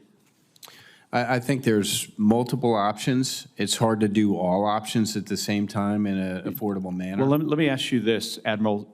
Does it seem more complex and more complex and costly to integrate SLCM-N to a Virginia-class submarine, or would maybe a simpler and less costly option being a B-61 aboard an aircraft carrier? I haven't studied the aircraft carrier position. I don't know the cost implications to create a nuclear program on an aircraft carrier. I know But we had Admiral, that. is it true that in the 1990s we had B-61s and B-47s and B-57s, B-43s aboard aircraft carriers? I believe so. And also some version of nuclear weapons on our surface ships, the capability as well. And Admiral, how do you think the Russians and Chinese would respond if we did add SLCM-N to Virginia-class subs? Well, I think they would have to consider it. I'm actually a proponent of that if we chose to do that. Yeah, and I am not opposed to, having a tactical nuclear option at sea. My big concern is how it affects our conventional submarine force. We've got a significant overmatch with the Chinese, and this is kind of hard for me to say as a naval aviator that, our submarine force is probably our biggest overmatch. I'd like to think our airplanes are, but it's pretty clear to me our conventional submarine force is the overmatch that we currently need. And integrating SLCM-N to a Virginia-class submarine is incredibly complex. It's going to be costly, and I think it's going to cost us in our ability to, execute undersea conventional warfare against the Chinese or any adversary. And there are other options. B-61 was deployed aboard the aircraft carrier that I served on, and many others. And my sense is, I haven't studied it either, but my sense is, F-18s can carry B-61s, getting them aboard an aircraft carrier, if that's what we really want and need for deterrence, we could probably do that at a much reduced cost, and at the same time preserve the conventional submarine force that we have today. Thank you, Admiral. Thank you very much. Senator Sullivan. Thank you, Mr. Chairman. Ms. Secretary, you don't have a lot of experience working with this committee, so I'd like to start with some basics. What does Article 1, Section 8, Clause 13 of the Constitution say? I don't know. Why don't you tell me, Senator? It grants the Congress the power to, quote, provide and maintain a Navy. And Clause 12 grants Congress the power to raise an army. Do you know why the Founding Fathers had a difference between our constitutional responsibilities? It's a big difference. Raise an army, provide and maintain a Navy. Do you know why? I think I do, Senator, but why don't you give me the history lesson go you ahead. seem to want to do today? Why don't you answer my question, Mr. Secretary? Do you want to answer the question? I don't. Wow, okay. It gives the Congress a longer-term view of building ships, developing infrastructure, supporting a much more permanent naval force than with the Army. Do you know which section of the Constitution mentions the Secretary of the Navy? I do not, Senator. Why don't you go ahead and Not educate mentioned me in this. again? It's not Thank you. mentioned in the Constitution. Let me provide a hypothetical. Congress passes a law. I've had many hearings on it. President signs it. Your experts come to you, say it's not one of your top priorities. What is your obligation to the law, Constitution, this body with regard to the law? Sorry, can you repeat the question, Senator? Congress passes a law. President signs it. Your experts come to you and say, what that law mandates is not one of our top priorities. What is your obligation to the law, Constitution, and this body with regard to that hypothetical? I'm not sure what this is accomplishing, Senator, but at the end of the day, I follow the laws as they're given to Let me me. How provide about a that? real-world example. Please do. In that regard. How We had about we hearings- talk we had- about we our had- call yesterday? We You had, wanna talk we had about that? hearings to get to 31 amphibs in the law. Navy didn't like it, SecNav didn't like it, the Marines did like it. We passed that, requiring 31 amphibs. The law actually says the Naval Combat Forces of the Navy shall include not less than 11 operational aircraft carriers, not less than 31 operational amphibious warships, of which not less than 10 shall be amphibious assault ships. Secretary of the Navy came here 2 years ago, and his shipbuilding plan, he didn't hit 31 amphibs at all. How do you think this committee responded to that? Sure, they didn't like it. We didn't like it. Senator Kane and I put forward legislation that actually said the next year in the NDAA, very bipartisan, if the Navy doesn't hit its 30-year shipbuilding plan that maintains 31 amphibs, that we would sequester half of the Navy's budget. So do you think, and this is for all the gentlemen at the table, are we hitting 31 amphibs right now? Admiral, under the law? I believe we are. So my understanding is 3 of the 32 are not mission capable, 14 are out of reporting and in shipyards. So are we hitting 31 amphibs with those amphibs out of commission essentially? By the letter of the law, we are. In intent, we're not. Are those operational amphibious warships? That's the letter of the law. When they come out of maintenance, they will be. But 14 are in maintenance. So you think we're hitting that law right now? Yes, sir. General, do you think we're hitting that law? Let me give you one. One of the ships on that list is the USS Tortuga. That's it hasn't deployed since 2013. The Navy's counting that as meeting the law. Do you think that meets you were very involved in that 31 amphib law. Do you think that meets the letter of the law? Senator, I can't speak to what meets the letter and intent of the law. I only can speak to the requirement of a 3.0 amphibious ready group presence, one RMU off the East Coast, one off the West Coast, and a 31st. Are Marine we close to Expeditionary that Unit. right now? Sir, we're not. Okay. What are the combatant commanders saying they want? 3.0 or higher? The combatant commanders are asking for 5.5, and I would note that that is unobtainium. And we're not even at 3.0, and that's a requirement you think we need? I believe as the amphibious requirements officer, 3.0 is the requirement. Yes, sir. Okay. Mr. Secretary, when you went through your confirmation hearing, I highlighted a GAO report, had 4 recommendations, talked about the amphibious fleet readiness, which was in a state of disaster. Are you familiar with these 4 recommendations? Have you implemented any of them? And maybe you can get back to this committee with each of those recommendations and what you're doing to implement them from the GAO on getting our amphib fleet back in readiness. Take that for the record and come back to you, Senator. Finally, General, what happens if we don't have 3.0 MU toe-to-toe capability? Senator, it increases risk for the combatant commander. That means there's not a Marine Expeditionary Unit off the coast of Africa should an embassy need to be evacuated or should Houthis need to be struck. It means there's not a Marine Expeditionary Unit prepared to go in the teeth of the PRC or prepared to operate in the Southcom AOR. And are the Marines ready to be 3.0? We are. So we have the capacity and the capability. But the Navy isn't. The amphib readiness rate is currently doesn't meet the 3.0 requirement. Admiral, do you know when we're going to get to that? I can tell you what we're at, 41%, and I want to get to 80%. I don't have an exact date when we're going to get there, but it has my full attention. Thank you. Thank you, Mr. Chairman. Thank you, Senator Sullivan. Senator Rosen. Well, thank you, Chairman Wicker, for holding the hearing. I'd like to thank Secretary Phelan, Admiral Kilby, and General Smith for testifying today. And Admiral and General, thank you for your service to our nation. We appreciate it. I want to talk a little bit about Naval Air Station Fallon and modernization. So Secretary Phelan, as you know, the Nevada delegation has worked closely with the Navy, federal agencies, tribal governments, and local stakeholders. We've worked with them for years to secure the Fallon Range Training Complex modernization in the FY23 NDAA, expanding the range by over 600,000 acres to meet critical national security training needs.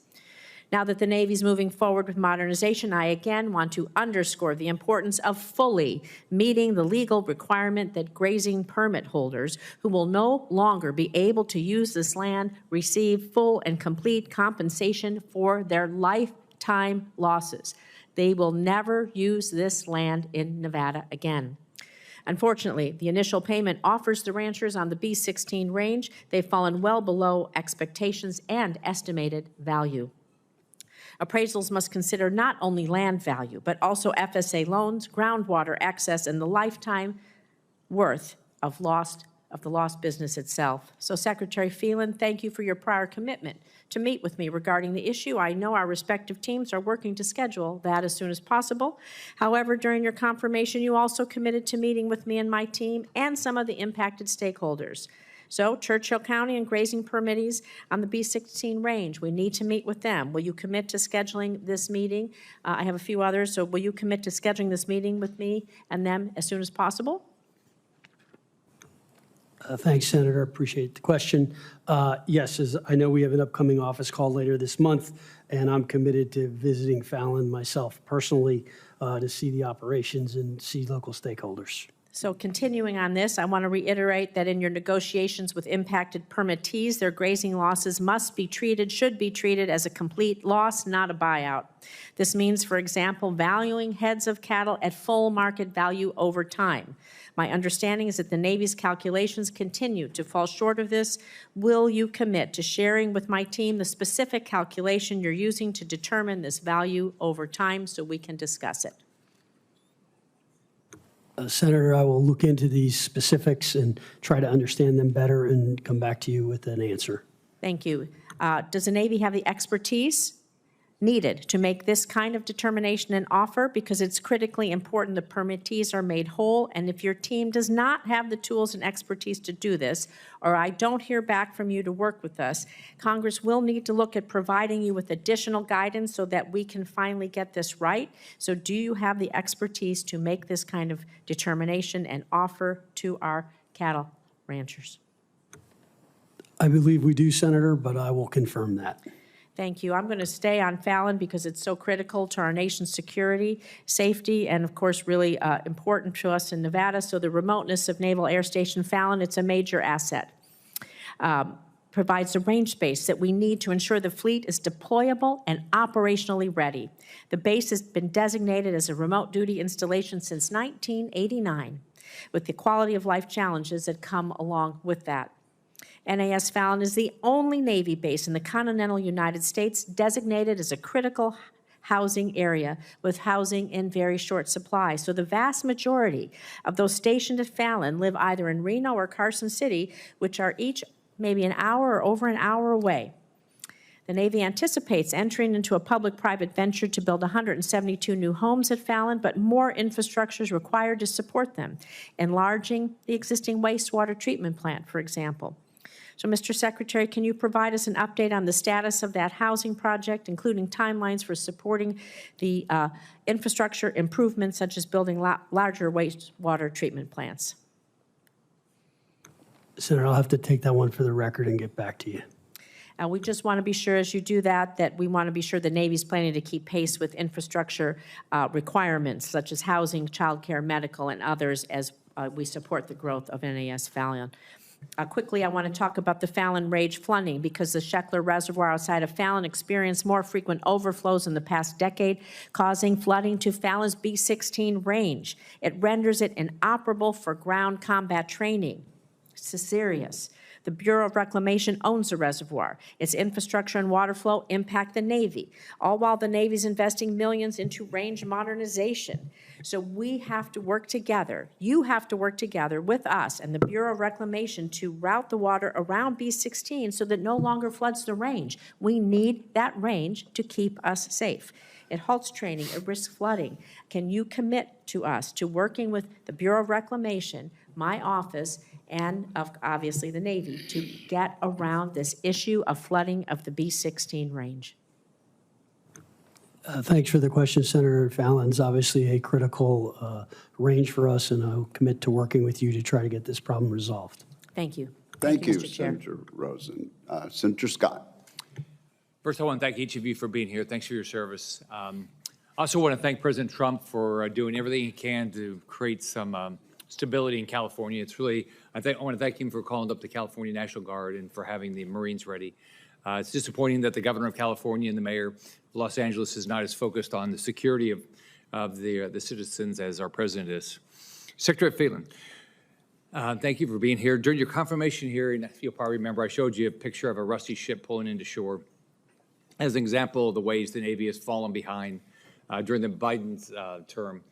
I know you've made this a priority to get this fixed. I want to thank you for everything you're doing.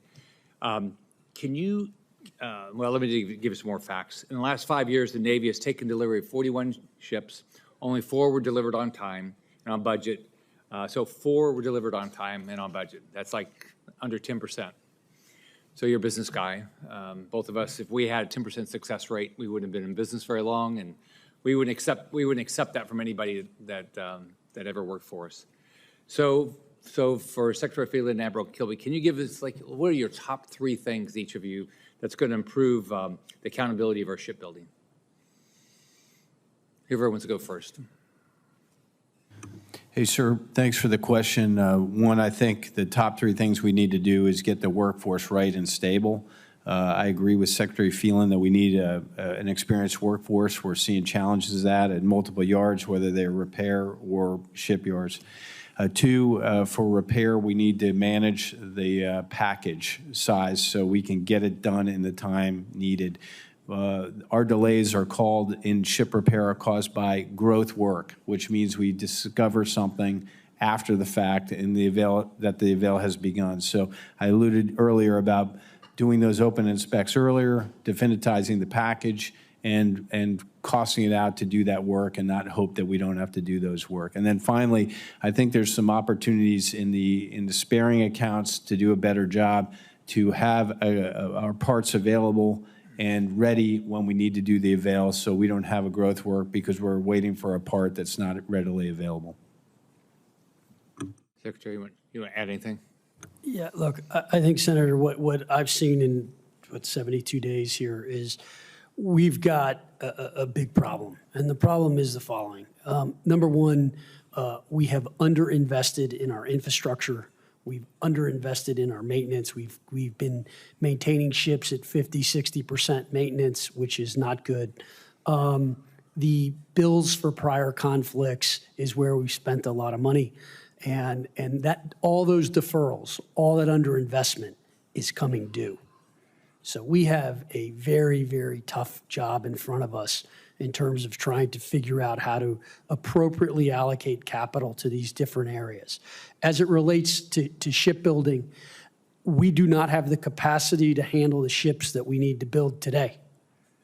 Okay, and so we need to put all options on the table, because I think I bucket it in kind of 2 ways. There's short term, which is how do I get hulls in the water? How do I get them out of the yard? And then long term, how do I get this maritime industrial base growing? We probably need to add shipyards. We need to bring in expertise. We need to digitize a number of things and add technology to things. When I went to the foreign yards, again, I saw things that were far more advanced than what we were doing, and we need to start to implement those and add those. One thing, if you could do, is just as early as you can, give us a timeline of when you can do these things. So let me ask you one other thing. So I know we've talked about some of the issues the Navy's dealing with, and so the Marines and the Air Force are 100% recapitalized on their C-130s. The Navy needs over 30 C-130s, and unfortunately, they yet to have a program for this critical tactical airlift platform. I think they only have 1 on contract. So first, General Smith, how important are the C-130s for the Marine Corps and Joint Forces?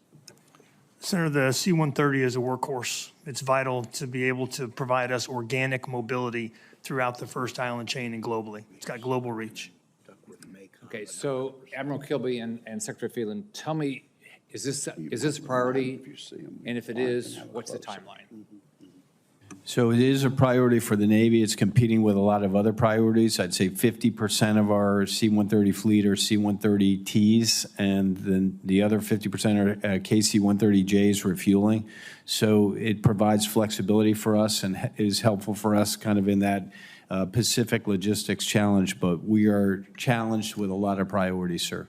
Will you be able to come back at some point and say, we got all these priorities, this is the list, this is when we're going to do, we're going to break these down one at a time, and this is how we're going to solve them? That would be helpful. Yes, sir. All right. Thank you, Chairman. Thank you.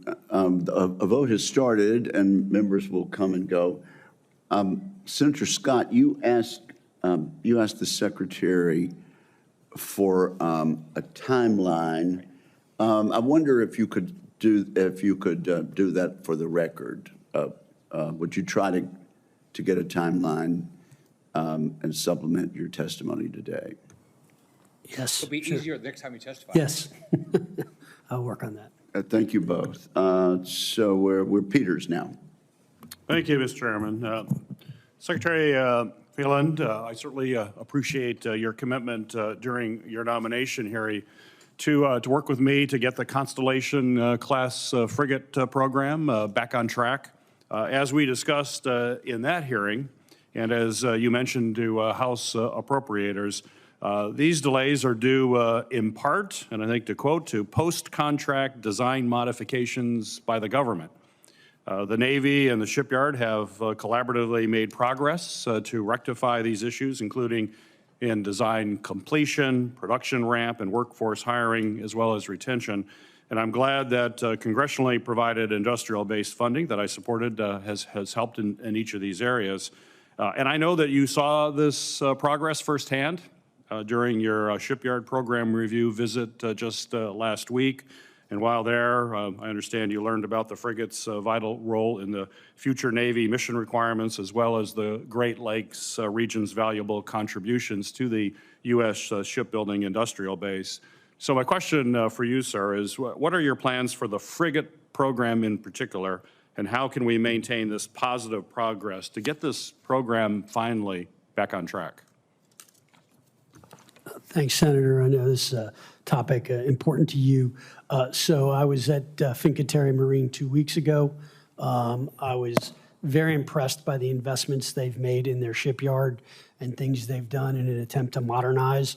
And I think there's some things that some of the other shipyards can actually take and potentially adapt. As it relates to the frigate program, I think as I've learned, I think the Navy has some culpability, as does the company, in terms of the problems we have. And I think it comes down to, candidly, in general, how we contract today. You're incented to just low bid and then come back to the government and ask for the fill-up. And we need to change that. As it relates to the frigate and in the force, still evaluating that. We're still trying to understand how it fits, when we can get it fixed, what the plans are for it. And so I will come see you as soon as we get a handle on that. But it is something we are looking at very hard. And I do think that the shipbuilder there has done a great job. And so we need to figure out how to keep that going and add to it and understand that. Great. Well, I'll look forward to future conversations on it. I appreciate your attention to that. Admiral Kilby, as you know, Michigan plays a critical role in the U.S. maritime industrial base, leveraging really a century-long legacy of manufacturing excellence. Michigan has been a powerhouse of innovation and industrial grit, from the arsenal of democracy during World War II to supplying today's automotive and aerospace sectors, including land systems for the U.S. Army. We've also been investing in skill-intensive training and produce critical naval components. Michigan has created a national model for cultivating the next generation of engineers, builders, and maritime innovators. This effort, I think, gives Americans a decisive edge over our adversaries who are also seeking to dominate global sea lanes as well as technological development. So my question for you, sir, is how is the DoD supporting and utilizing regional manufacturing ecosystems like we have in Michigan to reduce the reliance on foreign suppliers for critical naval components? Hey, sir, thanks for that question. I am not as familiar with Michigan as a site I went to visit in Senator Kane's state recently in Danville, Virginia. And that site has two purposes. One, it creates 5 trades, specific trades in 16 weeks, and it goes 24/7, so 3 sections, 900 people a day to go add to our defense industrial base.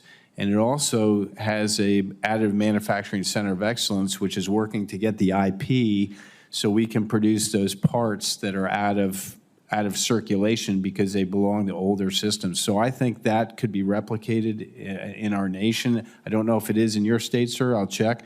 But I think we need to do that as much as we can to add to our workforce to get it back to where it needs to be to maintain our ships, aircraft, and our military across our country.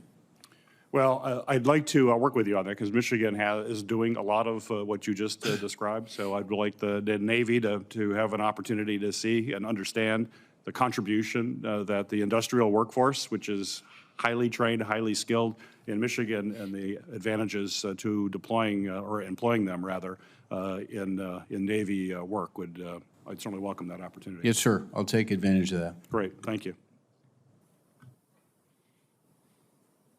Thank you, Senator Tuberville. Thank you, Mr. Chairman. Just a quick statement, Secretary Phelan. Everything we read, obviously, is China's using AI on almost everything that they do. They can build a bridge in 3 months. It takes us 3 years. I'm sure shipbuilding is part of that. In your travels, hopefully we're getting into that. I don't know how far and how impressed you have been with that.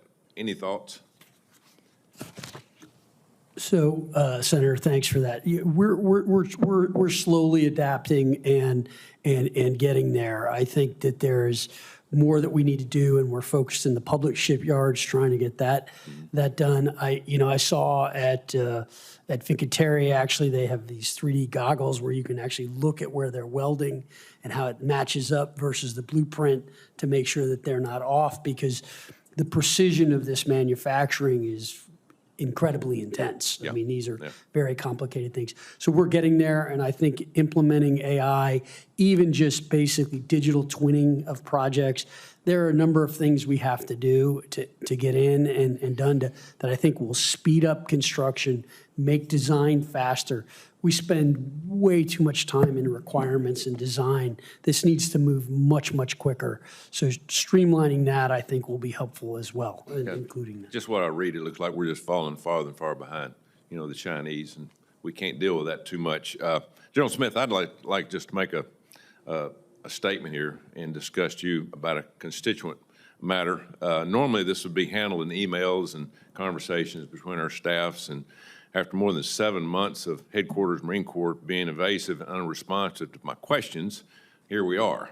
A little over 2 years ago, we had an F-35 crash in Charleston, South Carolina. The pilot, an Alabama constituent who entered service from my state, had been selected for a very important command and was in the process of converting from another aircraft and staying current for his new job. This mishap got a lot of attention because the pilot ejected. The aircraft continued to fly for an extended period of time before it eventually hit the ground. Of course, there was no way for the pilot to know that this would happen. If he had, he would have remained in the aircraft. What the pilot knew at the time was that the weather was bad, he had no visual reference with the ground, and his primary and secondary instruments had completely failed. Disoriented by the cascading failures and low to the ground, he ejected. The Marine Corps did what it always does. In these mishap situations, they had 3 investigations. One command investigation determined the mishap was in the line of duty and the pilot had committed any misconduct. It found no misconduct. A field flight performance board that focuses on pilot actions and abilities, and the safety investigation that is meant to determine the truth of the incident and provide a way forward and lessons learned to prevent future occurrences. All 3 investigations were completed February 2024. You know, this investigation and their summaries were routed to Headquarters Marine Corps, where it was determined that the pilot had acted appropriately and should continue his career. The pilot and his family were moved across country to Yuma, Arizona, and he took command in late June 2024, a year ago. General Smith, that July you visited the squadron, and while speaking with the pilot in his office, you asked him what his future plans were, stating, "We put you here for a reason, and the Marine Corps isn't done with you after this command." Then a month later, in August 2024, a redacted version of the command investigation was being prepared for public release. During that process, you apparently became familiar with this mishap for the first time, and without reviewing the other 2 investigations, directed that the VMX-1CO be relieved. It is important to emphasize that all information on this mishap and the investigation had been available to Headquarters Marine Corps for more than 8 months by this point, and it was also available when this family was moved across the country. During the video call relieving him, this Marine was told by the Deputy Commandant for Aviation that you've done nothing wrong. You're doing a great job, but the Commandant had decided you could not stay in command. I wonder what the reason were for this erratic and hasty decision. The officer who conducted the command investigation inappropriately offered his opinion.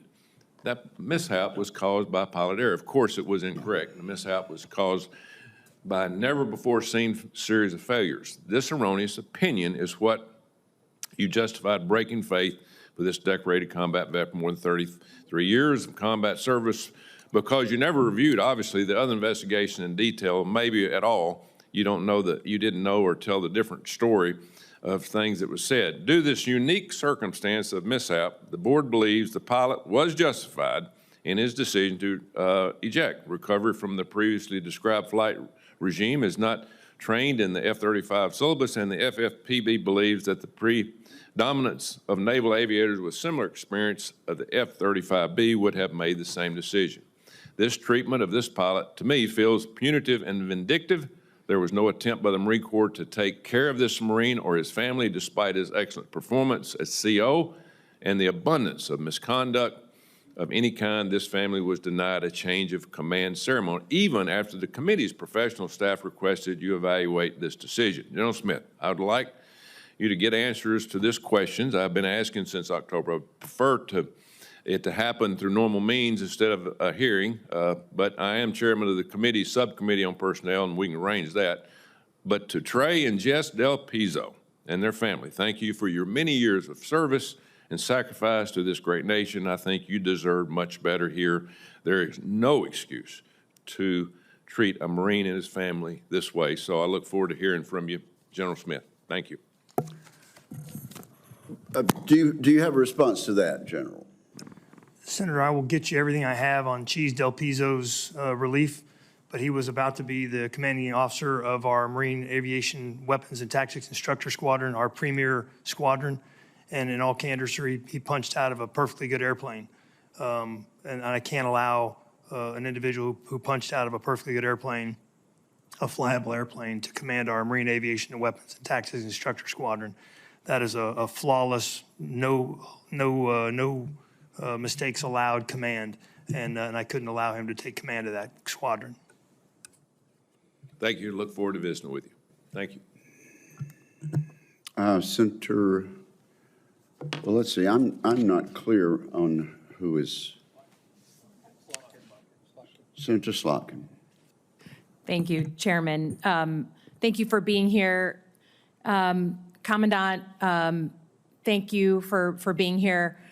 With everything going on in the country, I just want to give you the opportunity to talk a little bit. You know, the country is watching what's happening in LA. And first and foremost, if you use violence as a protester, you're no longer a peaceful protester, and you lose the right to be able to just destroy property, shoot at law enforcement, attack law enforcement, all those things. So people should be treated appropriately. But I think it is a different thing, particularly for our military, to be seen on the streets of American cities potentially adding fuel to the fire rather than decreasing it. I know that the Marines have been sent out. Have you had direct contact with LAPD leadership or the governor of California? Senator, I have not. Can you imagine if you were controlling some space? We've served together in many different places, you and I, and another armed force was coming to participate in actions with you, and you had not gotten a call from the commander? Yes, Senator, I can't speak to what NORTHCOM has coordinated. The Marines there are under the auspices of the U.S. Northern Command. Okay, well, I'd be interested to know if anyone has coordinated. Just pick up the phone so that we can try and have two groups of people who are, in theory, trying to do the same thing, coordinating. The reporting yesterday was that you all were scrambling, quote unquote, to figure out the rules of engagement, that you were sending folks without knowing what actual rules of engagement these Marines would be sent in with. Have they received any training on Miranda rights and custodial interrogation protocols? Do they have the ability to arrest? Senator, they do not have the ability to arrest. Great. Do they have any training on the use of less than lethal force in Senator, cities?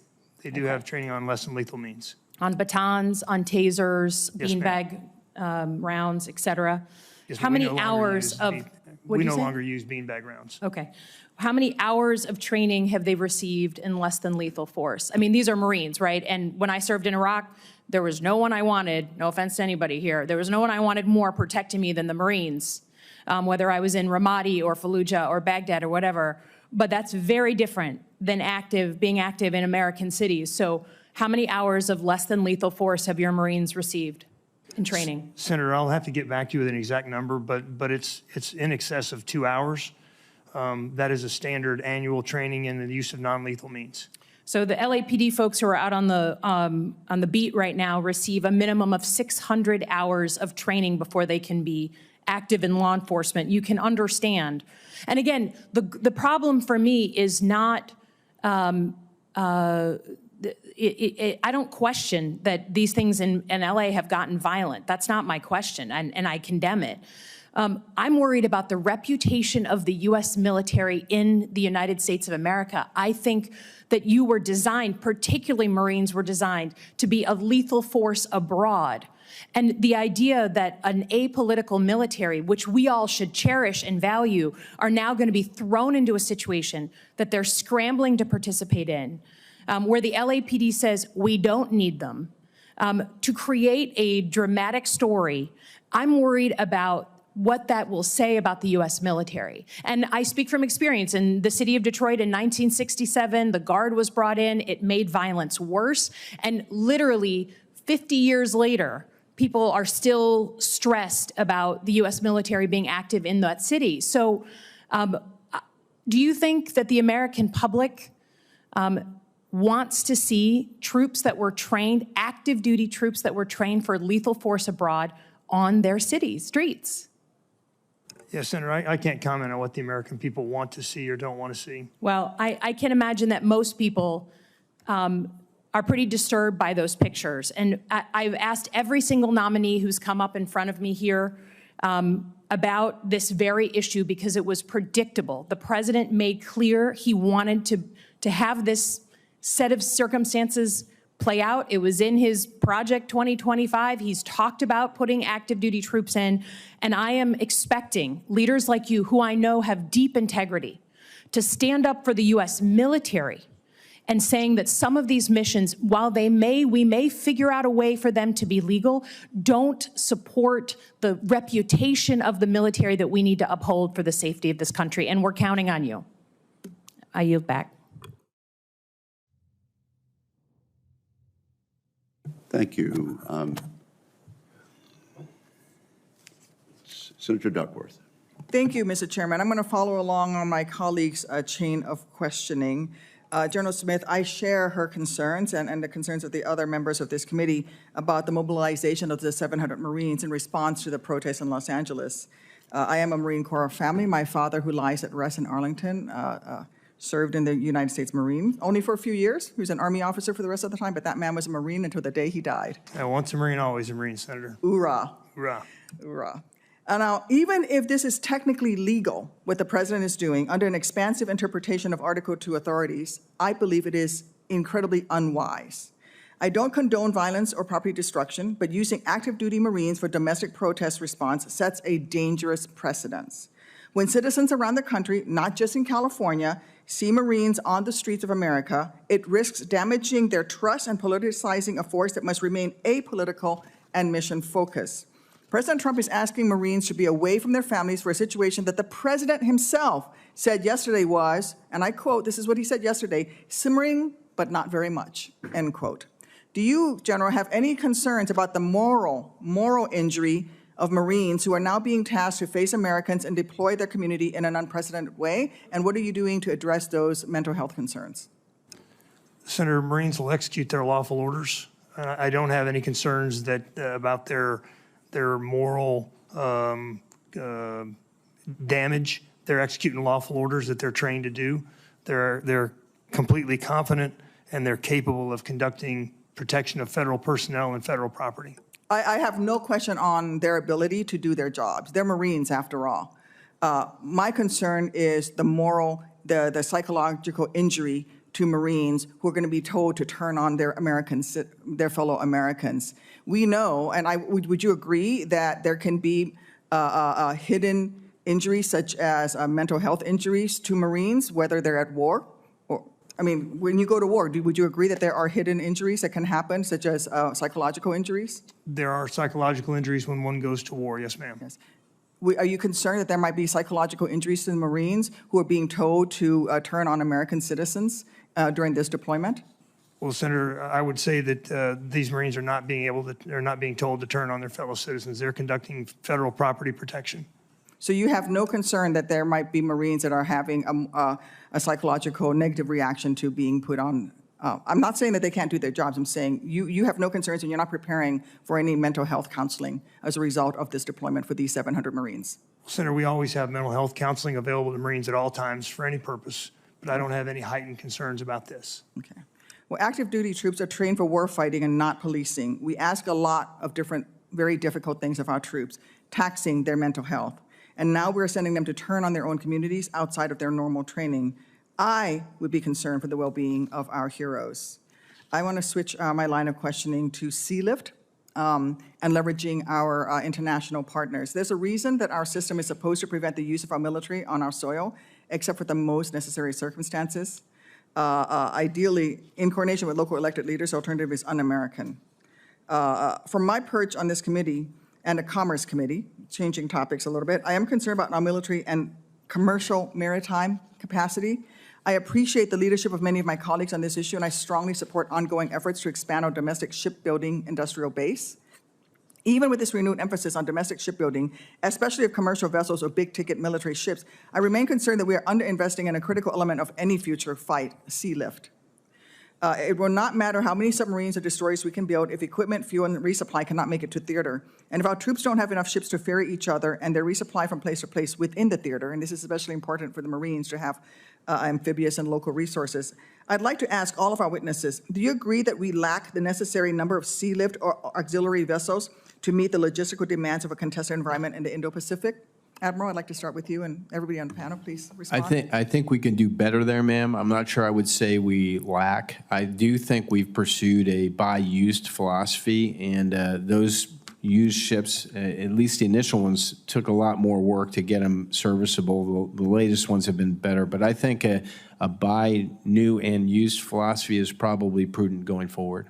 Do you think we could benefit from partnering with friendly foreign nations on co-production and co-sustainment of auxiliary vessels, from cargo ships to small supply boats to cable repair ships, et cetera, to build surge production and maintenance capacity within the theater? I do, Senator, and I also think there's opportunities to bring that work into the United States. Yeah, I think there's opportunity for both. Mr. Secretary? I concur with the Admiral. I don't have really much to add to what he said. What currently prevents the Navy from developing or scaling foreign partnerships to build our or maintain our auxiliary vessels, Mr. Secretary?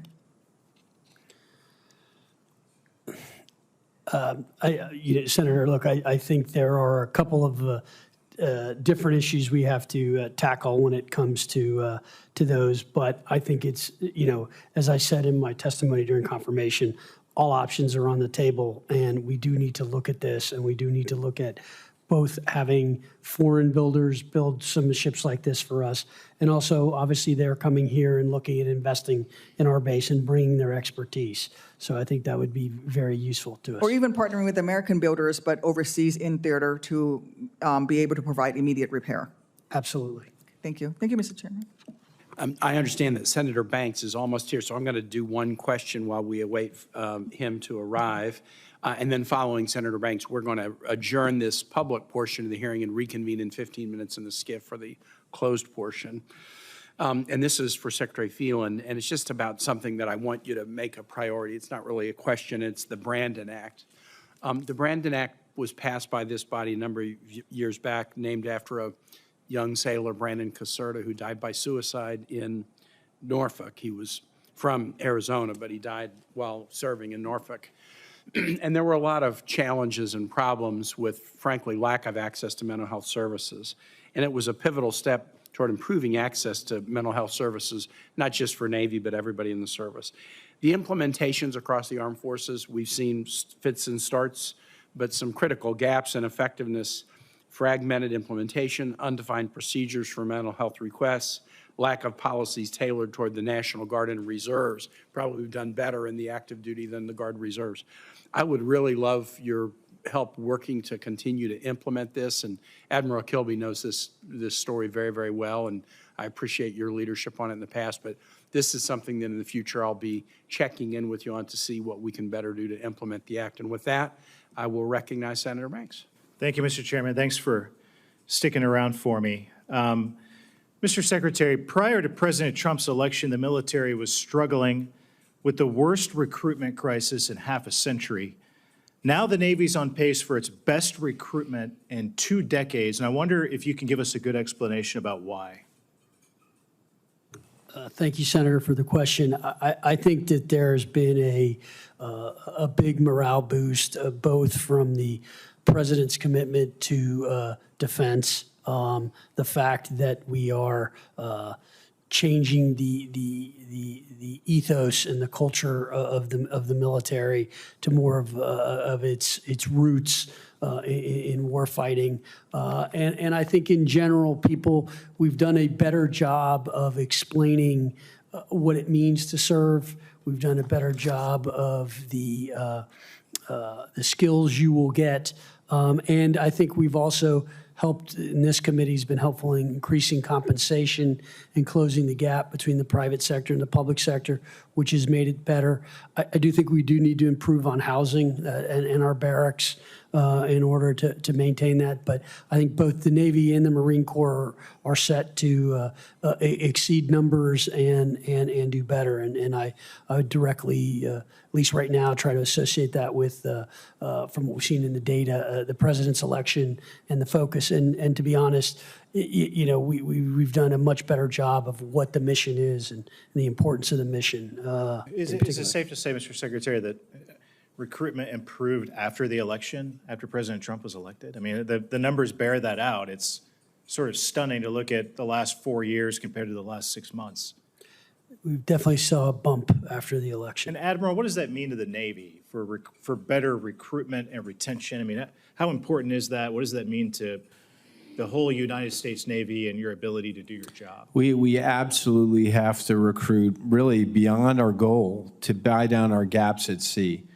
I spoke earlier about we had last month at 23,200 gaps at sea. Now we're at 22,900 gaps at sea. So we've come back 300. But that only comes when you exceed your goal. If not, you're just treading water. So my view, sir, is that the Navy really turned around our focus on this area, as Secretary indicated, in the way we manage our recruiting machine and really try to incentivize our recruiters to not have monthly quotas, but to just bring everybody in we could.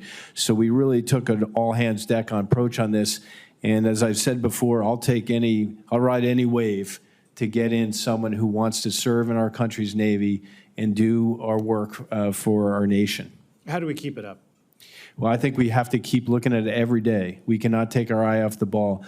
The demographics are not in our favor here. One, we have a country that has less propensity to serve, and two, we're approaching a cliff where we're going to have a smaller population that we're all competing for. So we've got to make the value proposition that the Secretary talked about on why it's important to serve, why you will be fulfilled by a career in uniform, and then do the quality of service things the Secretary indicated to make them feel valued. General, I mean, the last 4 years, the last 8 years, I served on the House Armed Services Committee, and I chaired the Military Personnel Subcommittee on HASC. Now I'm very proud to be a part of this institution and this committee. The one anomaly over the last 4 years was the Marine Corps. I mean, the Army, the Air Force, the Navy all fell way short of recruitment, the worst recruitment crisis since an all-volunteer force. But the Marine Corps held steady. I think it's because you all were selling something that was unique, what young men and women were looking forward to being a part of. What lessons can the other branches learn from the Marine Corps when it comes to recruitment? Well, Senator, thanks for that question. What I would say that we put our recruiters out there and we offer the opportunity to earn the title Marine. We don't promise you anything. We offer you the opportunity to earn the title U.S. Marine. We place our best and our brightest on recruiting duty. We hold them accountable for their mission, and we reward them when they successfully complete it. I'm a former recruiter. My son is a current officer recruiter. We have multiple general officers, who are prior recruiters. General Turner, General Glenn, General Garcia. We have multiple officers who have done successfully on recruiting, and then we promote them. And so I think you have to do a combination of all of the above. Yeah, I just offer one final thought. I mean, Secretary Hegseth, President Trump, this administration's focus on lethality and fighting and winning wars and preparing for that rather than politics and political causes. The recruitment numbers show that's what works. That's what young men and women are looking forward and inspired to be a part of. And I give this administration a lot of credit for that. With that, Mr. Chairman, I yield back. Thank you, Senator Banks. This concludes the open portion of today's hearing. I want to thank the witnesses for their candid testimony. For the information of members, questions for the record will be due to the committee within 2 business days of the conclusion of the hearing, and we would appreciate prompt and thorough responses. We will commence the closed portion of this hearing in Senate Security in 15 minutes. With that, we adjourn.